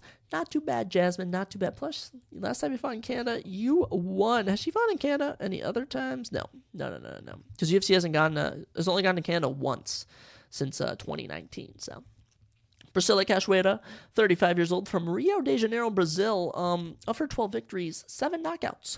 Another fun fact, she's never been knocked out. All 5 of her losses have either been decisions or submissions. She actually trains at MMA Masters with notable people who've trained there are Ida Topura and Colby Covington. Priscilla is coming off of a round 3 armbar loss to Miranda Maverick, which went down at UFC 291 last July. Before that, though, she had a crazy 1-and-5-second knockout of Ariana Lipsky. Very notable, fight of the night against Jiyeon Kim. And Priscilla's been fed to the dogs since she got here. UFC debut, had to fight Valentina Shevchenko. That was back in 2018. Then lost decisions to Molly McCann and Luiana Pinheiro, notable UFC fighters, before finally getting it going with a 40-second knockout of Shayna Dobson in 2020. Followed that up with a round 2 TKO of Gina Manzani, but then did get submitted in round number 1 by Jillian Robertson. Ooh, we'll talk about Jillian in just a second. But yes, it's certainly interesting. Priscilla's pretty hit or miss, and just from the get-go, her career has been crazy here in the UFC. I don't really know what's going to separate these women, because, Priscilla, not really good at being taken down. Jasmine is all about taking you down, so it's a matter of, will Jasmine get caught? What'll happen to Priscilla? But I think the money is on Jasmine Jasudavich by unanimous decision. So give it to me, Jasmine Jasudavicius. Canada will start out 1-1 according to me. We'll say unanimous. Okay, we'll say unanimous. I'm not feeling a split. I'm feeling a unanimous decision win for Jasmine. Doesn't even have a nickname. She should get a nickname with how she performs. Third fight of the prelims, third fight of the evening, welterweight matchup between Johan the White Lion Laness and Sam Patterson. Johan Laness 9-2, Sam Patterson 10-2 and 1. He has 1 draw. 6'1" to 6'3", 2 inches for Sam Patterson, and 78-inch reach to 76-inch reach in favor of Sam Patterson. Both fighters have an orthodox style, and Johan Laness, the White Lion, or just White Lion, there's no the. But he's from Quebec. We have another Canadian fighter kicking it off. Of our prelims, on our prelims, of our 7 prelim fights, there's seven Canadian fighters. There's only 2 Canadian fighters on the main card. If I'm looking at this right, that's true. Johan, of course, 31 years old, 6 KOs of his 9 victories. The other 3 are decisions. Debut in the UFC on Dana White's Contender Series, earned himself a round 1 knockout. But in his UFC debut, actually officially in April 2022, he would get knocked out in round number 2 by Gabe Green. Following that up with a split decision win over Darian Weeks in September 2022, he would of course lose to Mike Mallet in February of 2023. Fellow Canadian Mike Mallet would submit him in round number 1. He just took him down and submitted him. Johan had no answers for him. Johan will be tested as he takes on Sam Patterson. Sam is 27 years old, from England. He's a British boy. And he will 4 KOs and 5 subs of his 10 victories. So he's only ever had 1 fight that he won, not go the distance. Of course, Sam Patterson came from Season 6 of Dana White's Contender Series, got a round 2 rear naked chokehold in September 2022. But then last year in March, he got finished in 1 minute and 15 seconds by Yanal Ashmoz. Ooh, Yanal Ashmoz. Wow. Yes, I remember Yanal. I believe Yanal is the only Jewish fighter in the UFC. Fun fact. But gosh darn it, man. I don't know who to pick for this one. This one's actually close. It's funny. This has no value. It says no value. Only our main card predictions are official when we look at our picks. But I still know. If I pick this correct or not. And I've seen Sam Patterson. He's very lanky. He's got a lot long arms, long legs. But I guess, you know what? I didn't pick Malcolm Gordon to win. Give me Johan Lainesse. I just don't know if Johan's going to get it done with a knockout. Because I think Johan, I've seen him get takedowns once, but that was in a fight he lost. Sam Patterson, meanwhile, has gotten taken down twice, win or lose. So you know what? Give me. You know what? We're in Canada. Johan's gonna be feeling the momentum. He hasn't fought in Canada in a while since his early days, since his amateur days. So give me. You know what? This is gonna be a fun card. Give me Johan Lainesse round 1 TKO takedown, ground and pound. I got a good feeling about you, Johan. I think I picked Johan. I don't think I picked him against Mike Mallet, but I picked him against someone, and he won. Darren Weeks maybe beats me. Moving into our 4th fight of the evening, women's strawweight action between Jillian the Savage Robertson and Poliana Dama de Ferro Viana. Wow, fun nicknames here. Jillian is 12-8, Poliana Viana 13-6. Oh, how about that? 5'5" for each women in height and a 4-inch reach, 67-63 in favor of Poliana. Both women have an orthodox stance to them. Jillian Robertson, another Canadian girl, 28 years old only. From Ontario, so she'll be home territory for this, or province as they call it. She does train in Florida occasionally. 1 KO and 9 subs of her 12 career victories, and in the UFC she holds 6 submissions. I think that's a woman's record, maybe. And actually, fun fact about Jillian Robertson, I believe it was her who submitted Rose Namajunas in a grappling bout not too long ago, a little jiu-jitsu match or something. Jillian last fought in June of 2023 on UFC Fight Night Jacksonville. Lost the unanimous decision to Tabitha Ritchie, but Tabitha Ritchie is legit. Tabitha Ritchie's legit. Don't let that hole over her head. Before that, in April of last year, she submitted Piera Rodriguez in round number 2 with an armbar. Earned herself a little performance bonus. Jillian, she's been all over the place. In the UFC, 1, 2, 3, 4, 5, 6. She does have 6 losses. Couple that with 9 wins, I believe. Wow. Man, the UFC a long time. I think she won the Ultimate Fighter. Is this true? Did she win, or was she just on the Ultimate Fighter, a New World Champion finale? I don't know. I don't think she won the Ultimate Fighter, actually. She actually holds a submission win over Molly McCann.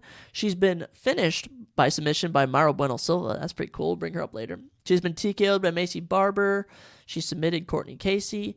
She's lost decisions to Talia Santos and Miranda Maverick. She's actually submitted Priscilla Cachoeira, who fights just before her. This is interesting. Jillian Robertson, Canadian fighter. Her opponent, Poliana Viana, 31 years old, from Rio de Janeiro, Brazil. Of her 13 victories, 5 by knockout, 8 by sub, a 100% finish rate for Poliana Viana. She's never been KO'd. Only lost decisions or been submitted. So far, it's been a hectic career for Poliana Viana. She is 4-5 in the UFC, though, so this is make or break it for Poliana. She's most notable for doing cosplay. I think she has an OnlyFans, too, so it kind of puts a damper on her. All of her wins have been by finish in the UFC, as we mentioned.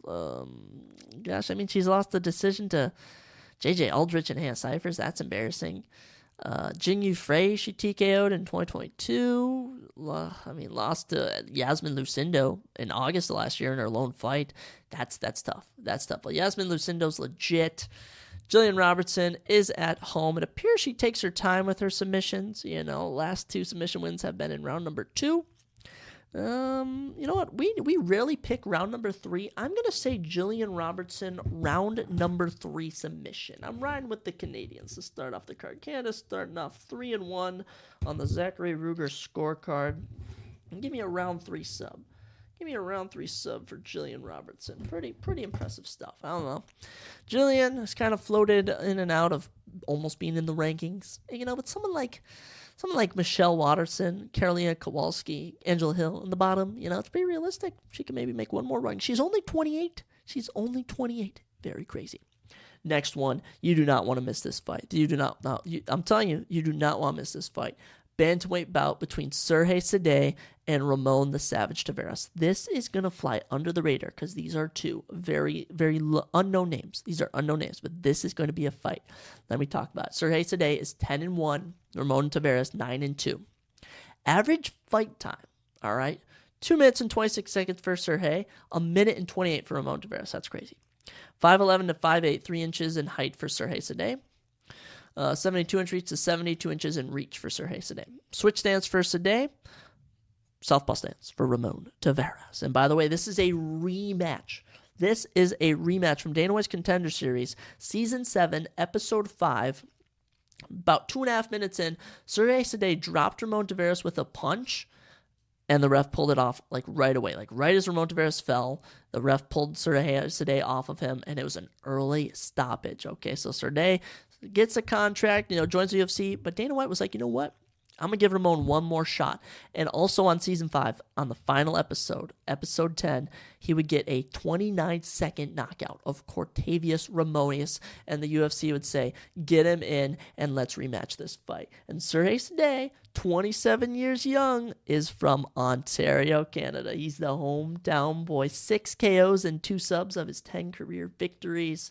By the way, their average fight time was for the UFC. I don't know about outside of it. Currently riding a 6-fight win streak. And he looked impressive. When I made my predictions for the Dana White's Contender Series, remember we used to talk about Dana White's Contender Series back in early September and October? Oh, how it's been so long since we watched Season 7.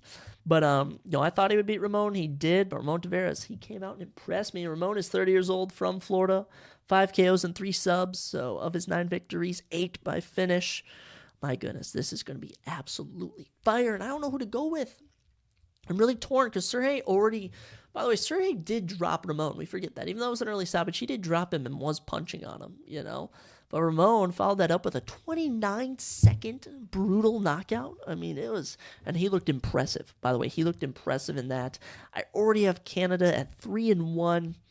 I don't know. I'm very torn. We'll see what happens.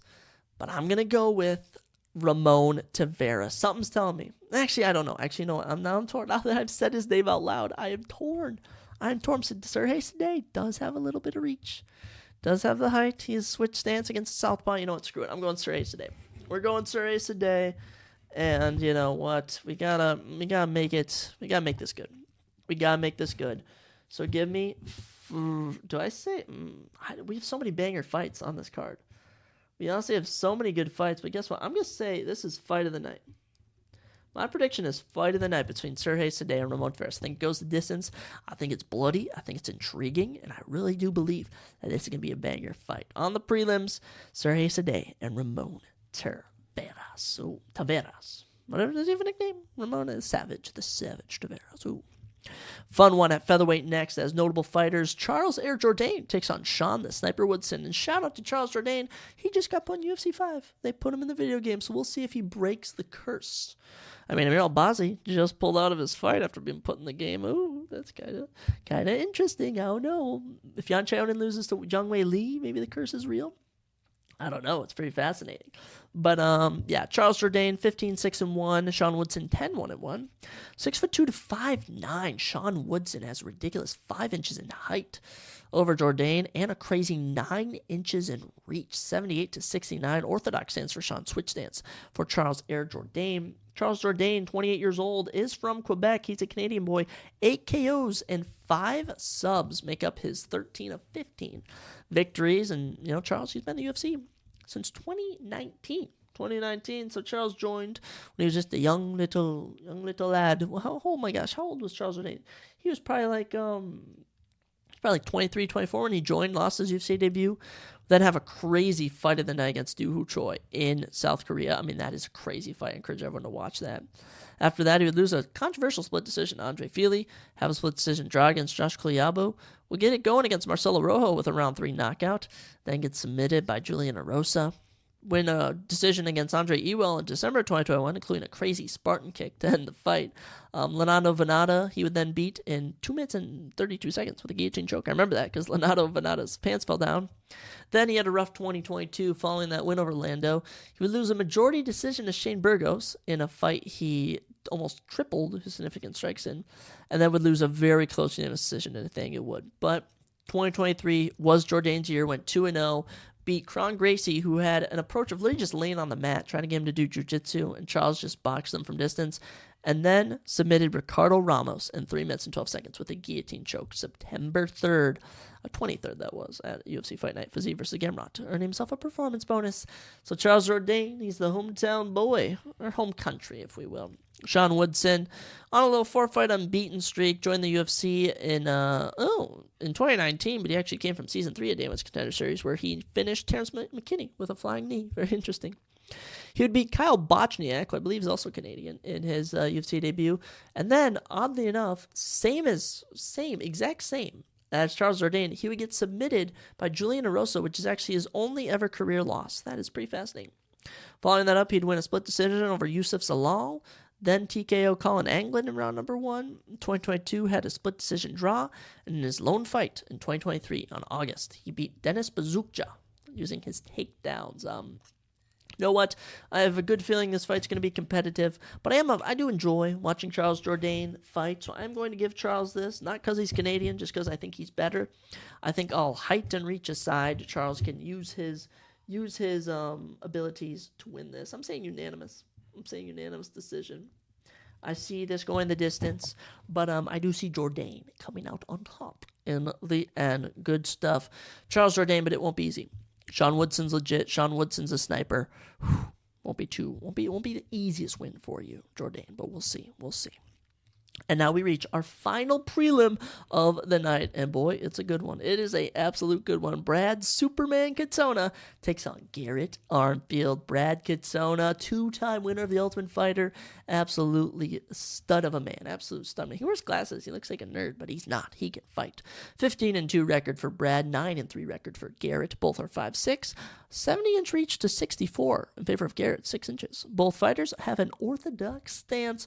Brad Katsona from Manitoba now trains in Dublin, Ireland, SBG, with same gym as Conor McGregor and his head coaches. The 32-year-old has currently on a 5-fight win streak, 7 if you include both of his Ultimate Fighter wins, 3 submissions, and 1 knockout of his 15 wins. So this guy goes the distance. Only career losses came in 2019 when he lost to Merab Dvalishvili. He actually had a close fight against Merab and then lost to Hunter Azur before he got released by the UFC. He would come back on the finale of The Ultimate Fighter in August at UFC 292 when he had a fight of the night win over Cody Gibson. But Brad is back in his home nation, I would say, of Canada.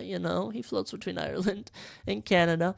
But you know what? Happy to have Brad back. And he takes on Garrett Armfield. And Garrett, 27 years old, actually, fun fact, went to Missouri State University. I just saw that. And I was like, oh, cool, fun fact.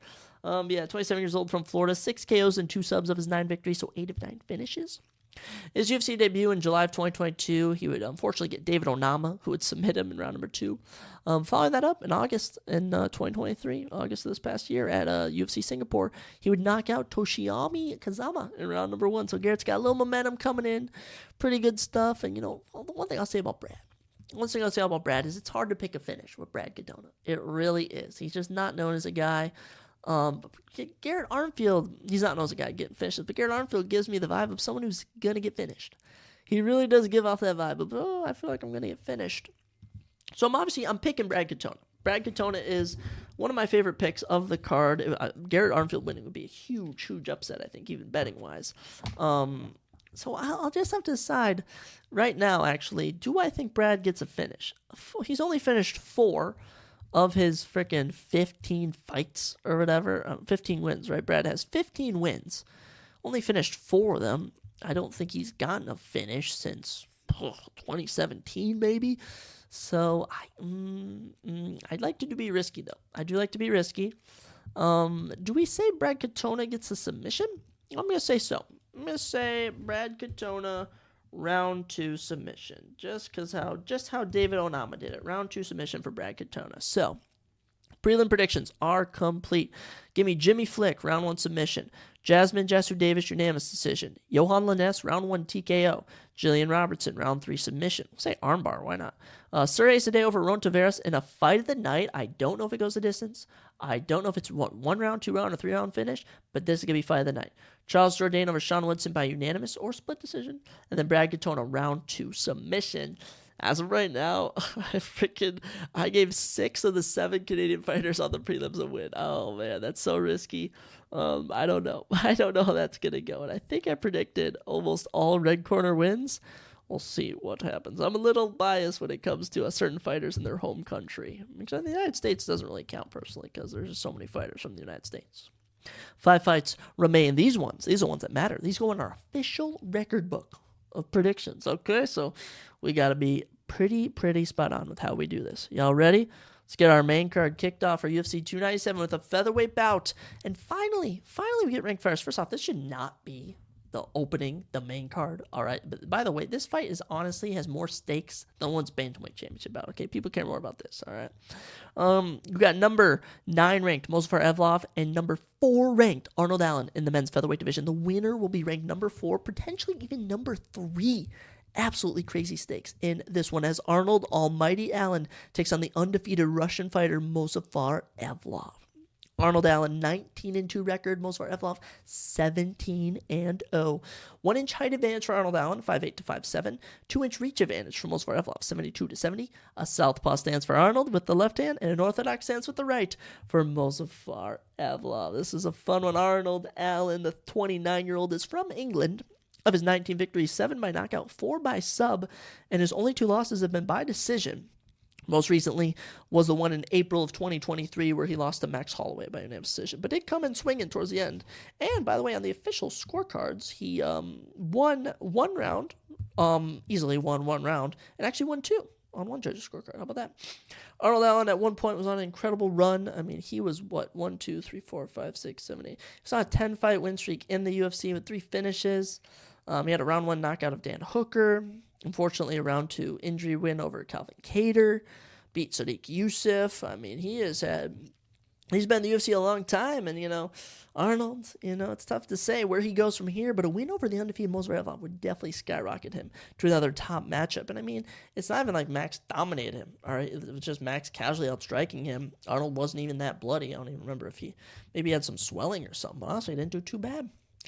Now, the only issue for Arnold is he takes on an undefeated Russian. Ooh, they are scary. 29-year-old Movsar Evloev from Russia.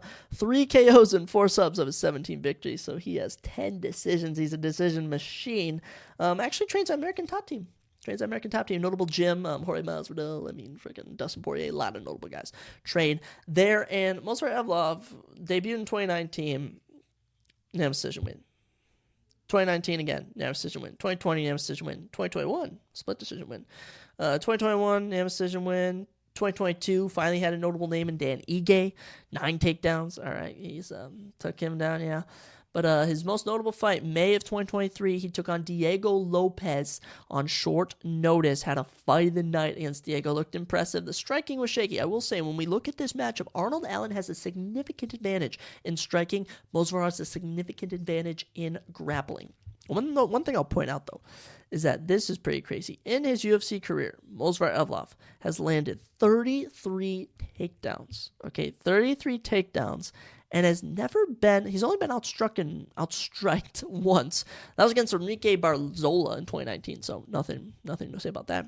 Meanwhile, Arnold Allen has actually only been taken down, look at this. He's been taken down 12 times, but that was actually in a 4-fight span from 2018 to 2015. He hasn't been taken down in a UFC fight since 2019. All right, in his last 3 fights, no one took him down. Now, I don't know, he's fighting strikers, Dan Hooker, Calvin Kerr, Max Holloway. But, so did Yusuf, shoots for takedowns, and he couldn't land one. So this should be interesting how this goes. I definitely will you'll either see Arnold Allen TKOing Mozafar, or you will see Mozafar grappling him to a decision. I like undefeated guys. I personally find them easy to bet on. So give me Mozafar Evloev by, we'll say split. Let's go split. We're going to say split decision. I think the striking at times will be what leans people toward Arnold, but I think the takedowns and control will favor Mozafar Evloev. I would like to say otherwise, because, when we go to verdict, and verdict's a perfect example of what to expect. A knockout from Mozafar gets you 43 times your XP. A submission, 21 times. Decision is 3.8. So Mozafar's the underdog. Arnold Allen's the favorite, but I got to ride with the Russian boy, Mozafar Evloev. Mozafar's actually kind of weird. He did an interview with Sneeko. Not a big fan of Sneeko. I don't hate him or love the guy, but kind of unopinionated. But he basically said that it is better to take younger wives. When he was 23, he was given a 17-year-old wife, which 6-year age difference isn't that weird. My parents are like 4 years. I've known people who are, think about Jay and Gloria from Our Family. They're far apart.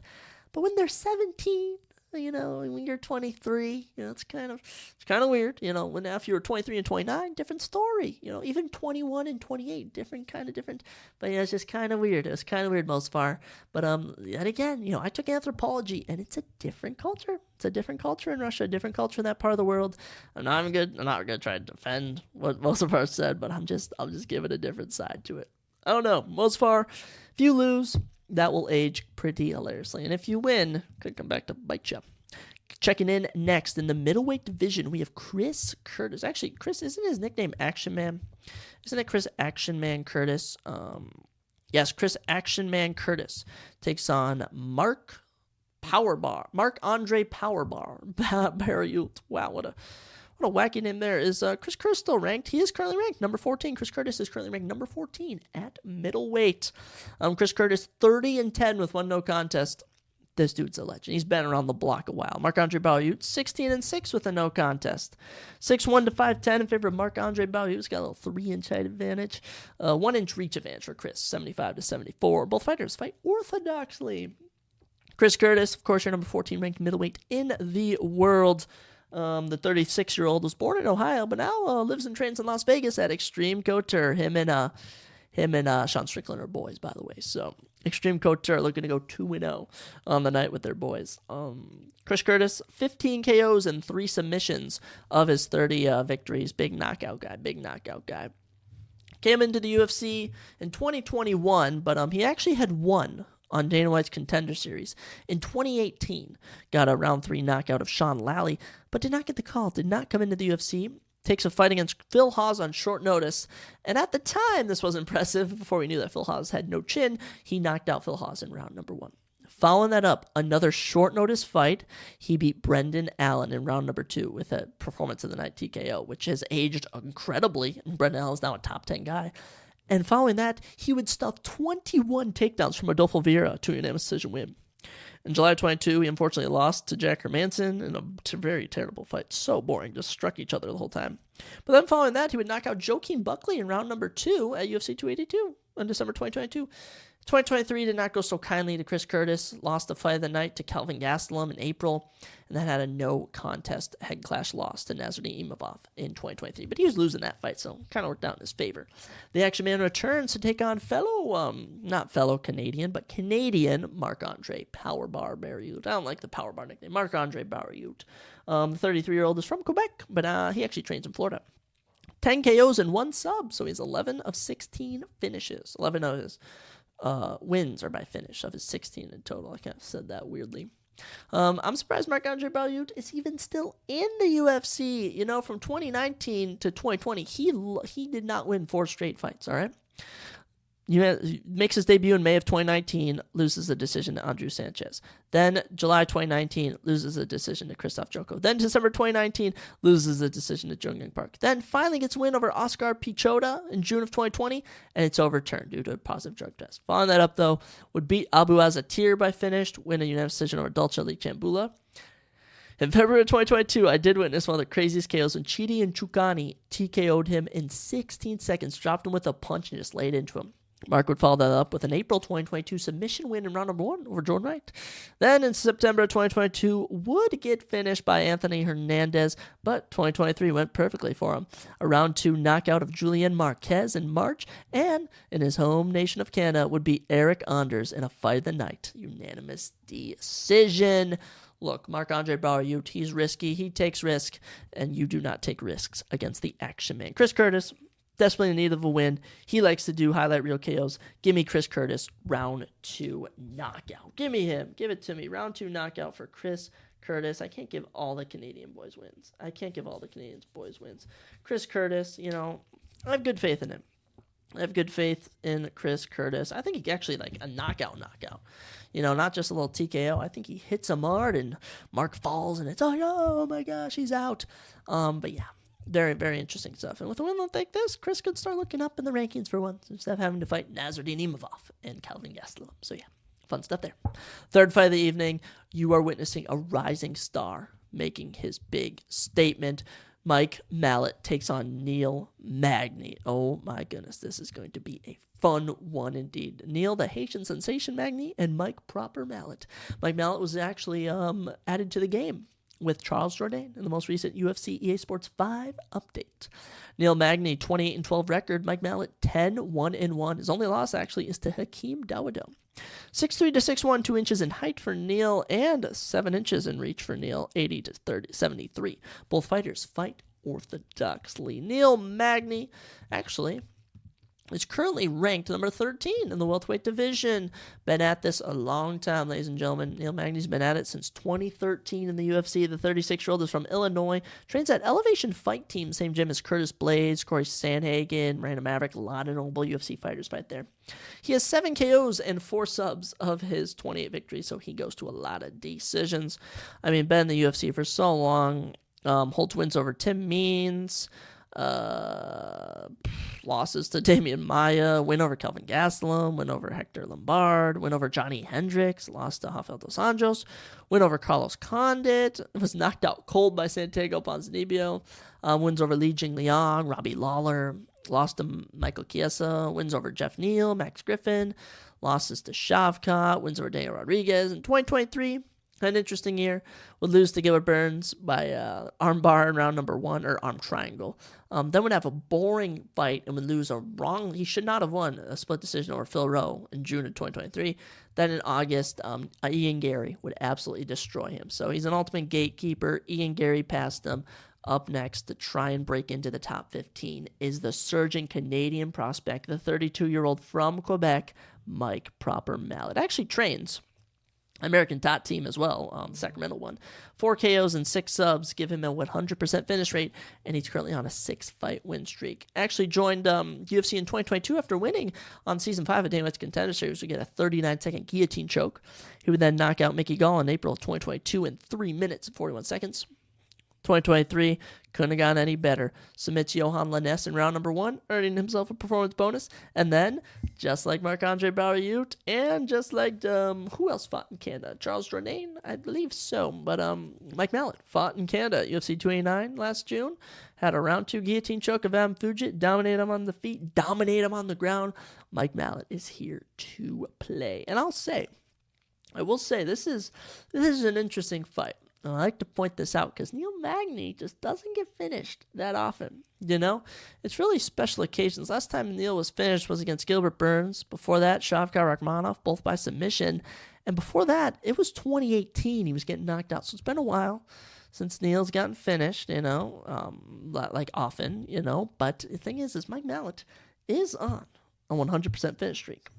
And I wanted to go with a unanimous decision, but something's telling me he sneaks out a little round 3 submission. So I'm easily going Mike Mallet. I easily got Mike Mallet, but when it comes down to the finish, give me a round 3 sub. 2 round 3 subs on the card. Who else am I saying gets a round 3 sub? Jillian Robertson. Ooh, how about that? Super fun stuff. I like what Mike Mallet brings. Young up-and-comer. I think he gets it done. Neil Magny just... I don't know. I don't like Neil Magny for some reason. It's nothing personal. I don't like his style. He's so boring. Mike Mallet, he's got the momentum, got everything going for him. I think he snaps on a little guillotine or rear naked choke towards the end and gets the tap. Give it to me. Man, oh man. And by the way, you already know we're going for finishes in our next 2 fights. So to recap our Canadian picks, I am predicting of the 9 Canadian fights, 7 to go to the Canadians, all right? So current main card picks, Mozfar Evlov over Arnold Allen by split decision, Chris Curtis over Marc-Andre Barriou by round 2 knockout, and Mike Mallet over Neil Magny by round 3 submission. But that's not it. We're not done. We still have 2 more fights, 2 championship fights to discuss. Our first one, a fun one, an interesting one. You know, it's not that fun, honestly. If I'm being honest, it's not that fun. But the vacant women's bantamweight championship is on the line as Hakwayel Rocky Pennington takes on Mayra Shitara Bueno Silva. Ooh, lots of fun nicknames. Hakwayel Pennington, Rockwayel Pennington, if you will. 15-9 record. Mayra Bueno Silva, 10-1 with 1 no contest. 5'7" to 5'6", 1 inch in height for Hakwayel Pennington, and a 67 to 66, 1 inch reach for Hakwayel Pennington as well. Both women have an orthodox stance to how they fight. Hakwayel Pennington, 35 years of age for what is she ranked? Hakwayel Pennington is the number 12 woman in the pound for pound rankings and the number 2 women's bantamweight in the world. 1 KO and 4 subs make up her 15 career victories. So a lot of decisions for Hakwayel Pennington. This is actually her second time competing for the women's bantamweight championship. She got TKO'd in round number 5 in 2018 at UFC 224 by the GOAT Amanda Nunes. But Pennington's been in the UFC since 2013. I mean, she's had losses to Jessica Andrade, losses to Holly Holm, wins over Jessica Andrade, wins over Beth Correa, wins over Misha Tate, losses to Jermaine Durandamy, Amanda Nunes, as we mentioned, wins over Irene Aldana. Her last loss, though, was in January of 2020 when she lost a unanimous decision to Holly Holmes. Since then, she's been on a 5-fight win streak. Wins over Marina Renault, wins over Pan Kianzad, a submission of Macy Chiasson in December 2021, win over Aspen Ladd in 2022, and in January of 2023, won a split decision over Ketlin Vieira. That was a boring fight. We're not going to talk about it. So, Pennington looking to get back to the where she belongs, winning, obviously. Actually, I thought she was married to Amanda Nunes, was actually Nina Nunes, so I thought that was pretty funny, as I was like, oh, they fought, but I thought they were married. I was incorrect, but Hakwayel, look, you got boring style, all right? You're not entertaining. Let me tell you someone who's entertaining. Let me tell you something about who's entertaining, and that is Mayra Shitara Bueno Silva. I am excited to watch her fight. The 32-year-old is from Sao Paulo, Brazil, who 1 KO and 7 subs make up her 10 career victories. She has 6 subs in the first round, by the way. And so far in the UFC, she has had a 1, a 2, a 3, a 4, a 5, and an overturned 6 against Holly Holmes. Her last fight was overturned against Holly Holmes due to steroid allegations, which were actually disproven, but the fight still counts as a no contest. So she is technically on a 4-fight unbeaten streak. We count them as wins, though. Dating back to 2022, I mean, she and her only 2 career losses, by the way, are to Marina Moroz, Ukraine fighter, who she had a fight of the night loss to in 2020, and Manon Fiorot, who she lost a unanimous decision to in 2021. But got on this little run, fight of the night win over Wu Yanan in April 2022, round 1 armbar of Stephanie Egger in 2022, 2023 had a round 2 knee bar performance of the night against Lita Landsberg, and then, of course, did earn $50K performance bonus for that Holly Holmes win, main event win back in July of last year. It was overturned, but she showed so much prowess in that. She submitted Holly Holmes in round number 2, and I think that Mayra Bueno Silva submits Hakwayel Pennington in round number 1. I legit just think that Mayra Bueno Silva marches across and submits Hakwayel Pennington. And Pennington was saying during this fight week, she's like, oh, Mayra Bueno Silva's been acting so weird. Like, I don't know why she's acting so weird. Like, she's trying to get in your head, she's trying to be different, and you're not entertaining Pennington. There is no excitement to her. She would not make a good women's bantamweight champ. The best for business decision is Mayra Bueno Silva getting the round 1 sub. Actually, I got right in my notes right now. Round 1 sub for Mayra Bueno Silva. I absolutely love it. Make it 7 round 1 submissions. I don't know how she does it. Armbar, guillotine choke, something. Give it to me, Mayra Bueno Silva. Give it to me. And we're setting up perfectly to be able to upload this episode to YouTube as we get into our final fight. The whole reason we're tuning in, let's be real, the whole reason we are tuning in is to watch this fight. Dricus du Plessis, Sean Strickland, the middleweight belt is on the line. Let's get into the fight, ladies and gentlemen. Sean Strickland, your champion. Dricus still knocks du Plessis, your challenger. Sean Strickland, 28-5 professional record. Dricus du Plessis, 20-2 professional record. Both fighters are 6'1", have a 76-inch reach, but an orthodox stance for Sean Strickland and a switch stance for Dricus du Plessis. I mean, Sean Strickland has that typical boxer stance, just walks forwards, fist in the air. Du Plessis is just a wild cannon. Let's talk about our challenger. First, Dricus du Plessis. I think it's Dricus. It's either Dricus or Dricus. I think it's Dricus. 30 years old, from South Africa, the only South African fighter of success. I think Cameron Samian kind of sucks now.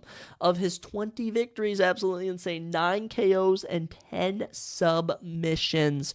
He's only ever not finished a fight once. That was against Brad Tavares in July of 2022, where he literally turned his bleach blonde hair red. He literally turned his hair red from all the blood. He's currently on an 8-fight win streak, and he's actually 6-0 in the UFC. Debuted in October of 2020, knocked out Marcus Perez in round number 1. Trevin Giles in July of 2021, he would have a performance of the night knockout. Of course, the Brad Tavares fight in July of 2022. In December of 2022, though, at UFC 282, he finally has breakout. Submitted Darren Till with a neck crank in round number 3. Following that, in March of 2023, last year, he would win a wild fight against Derek Brunson where they exhausted themselves, and Derek Brunson's corner threw in the towel to end round 2. Then, July 2023, the big breakout of Dricus du Plessis as he would TKO. He would knock down and finish Robert the Reaper Whittaker. Absolutely crazy. Du Plessis is your number 2 contender. Adesanya is still ahead of him in the rankings, but we all know he's the number 1 guy to fight for the belt. And fun fact, Du Plessis in his whole career has never made it past round number 3. Right, he's only ever been in 3-round fights, or he's finished all his opponents. It's pretty crazy stat. He's a super wild, super fun fighter. He loves to throw Superman punches, which are fun to watch. Loves to take it down, loves to scrap. This is going to be a war, and it's been a very weird build-up to this fight. I feel like we're going to get an emotional Sean Strickland. Du Plessis seems very calm, knows what is at stake, knows what he has to do. This should be very interesting. Let's talk about the wild cannon. Let's talk about the crazy man. Let's talk about your middleweight champion and your number 8 pound-per-pound fighter. That is right, the great, the crazy, the sometimes homophobic Sean Strickland. Oh my gosh, your 2023 Men's Fighter of the Year. Actually, not even just men's. Your 2023 MMA Fighter of the Year. Sean freaking Strickland, the 32-year-old from Las Vegas, born and raised, trains at Extreme Couture. He's the face of the gym, same gym as his buddy Chris Curtis. 11 KOs and 4 subs of his 28 career victories. So a lot of decisions for Sean, but I believe of those 11 knockouts, 6 are in round 1, so pretty impressive. And of his 5 losses, none have been submissions. So he's never been submitted, which is an interesting fact. Sean joined the UFC in 2014 as a welterweight, was undefeated up until his fight against Santiago Ponzinibbio in 2015, where he lost a unanimous decision. After going on a little 3-fight run, which included win over Tom Breeze, he would lose a unanimous decision to Kamaru Usman. That was in 2017 on Kamaru's crazy run. After getting a win, he would get finished for the first time in his career when Eliseo Zaleski dos Santos would shockingly knock him out with a head kick in round number 1. After that, he would have one more fight at welterweight, getting a knockout before moving to middleweight, which was the best career decision he ever made. He would debut at the Apex, finishing he didn't finish Jack Marshman. Jack Marshman, that's his real freaking name. He absolutely embarrassed him, though, was talking to him the whole fight. Following that, though, this win has aged incredibly. In November 2020, he would get a performance of the night, round 2 TKO of Brendan All-In Allen. After that, he would win a unanimous decision over Krzysztof Jotko, beat Uriah Hall in a 5-round main event, beat Jack Hermanson in a 5-round main event, which was unrulefully a split decision, was not at all. Then We thought Sean's run was over as Alex Pereira would knock him out in 2.5 minutes into round number 1. We were like, damn, that's it. But Sean would turn around in December of 2022, would have a split decision loss to Jared Cannonier. Debated. It was a very close fight. Could have gone either way. Sean was pissed, so he took a short notice fight against Nasruddin Imavov in January of 2023, and history was made. Dominated the young gun through 5 rounds. Then in July, finished Abus Magomedov in a performance of the night in round number 2. In September at UFC 293, not but 4 to 5 months ago, he would earn a performance of the night for his 5-round win over Israel Adesanya. Clean, almost finishing him in round number 1. He dropped him with a straight. Absolutely crazy. Sean Strickland, you bloody, bloody legend. I'm so pumped for this fight. It's going to be so good, and I'm torn. I'm torn on who to pick, and I feel even up until the fight is currently happening, I'll be torn on who I'm going to pick. But I actually do have a prediction. I think it's one that not a lot of people are expecting. And I am going with Dricus Du Plessis. And by the way, 69% of bets are on Du Plessis because he's an underdog. But one thing that is being overlooked is his submission abilities. Du Plessis has more submissions than knockouts on his record. And they kind of fly under the radar for his last 2 wins being by knockout. But what I think is going to happen, a lot of theme tonight has been submissions. I think this fight gets scrappy. It winds up on the ground, and Du Plessis submits Sean Strickland in round number 2. That's my bold prediction. A round 2 submission for Dricus Du Plessis to become the new Dricus Du Plessis, to become the new men's middleweight champion. That is my bold prediction for this event. So that's right. My championship picks, Mayra Bueno Silva, round 1 sub, and Du Plessis, round 2 sub. I'm feeling a rear naked chokehold, honestly. I honestly am. That's what I'm feeling, a rear naked chokehold. And I don't know if Sean's going to tap. I don't know if he's going to go to sleep, but this is going to be a crazy main event. And honestly, I could see any scenario happening. I could see Sean knocking him out. I could see this fight going the distance. Quick round 1 knockout for Du Plessis. I don't know, but man, this is a great pay-per-view to start 2024. Absolutely amazing. But that'll do it. That will do it for our UFC 297 predictions. I got all my guys highlighted, all my predictions. This should be fun. And ladies and gentlemen, that's all we have for this episode 58. Wow, 58 episodes of the Surprise Jab podcast. It's always fun talking to you guys twice a week. And next time I talk to you will most likely be Monday, January 22nd, where we'll be going over all the action from the divisional round, all the action from UFC 297, and all sorts of fun new stuff. Guys, thank you so much for joining me on today's episode. I'll catch you next time on the Surprise Jab Podcast.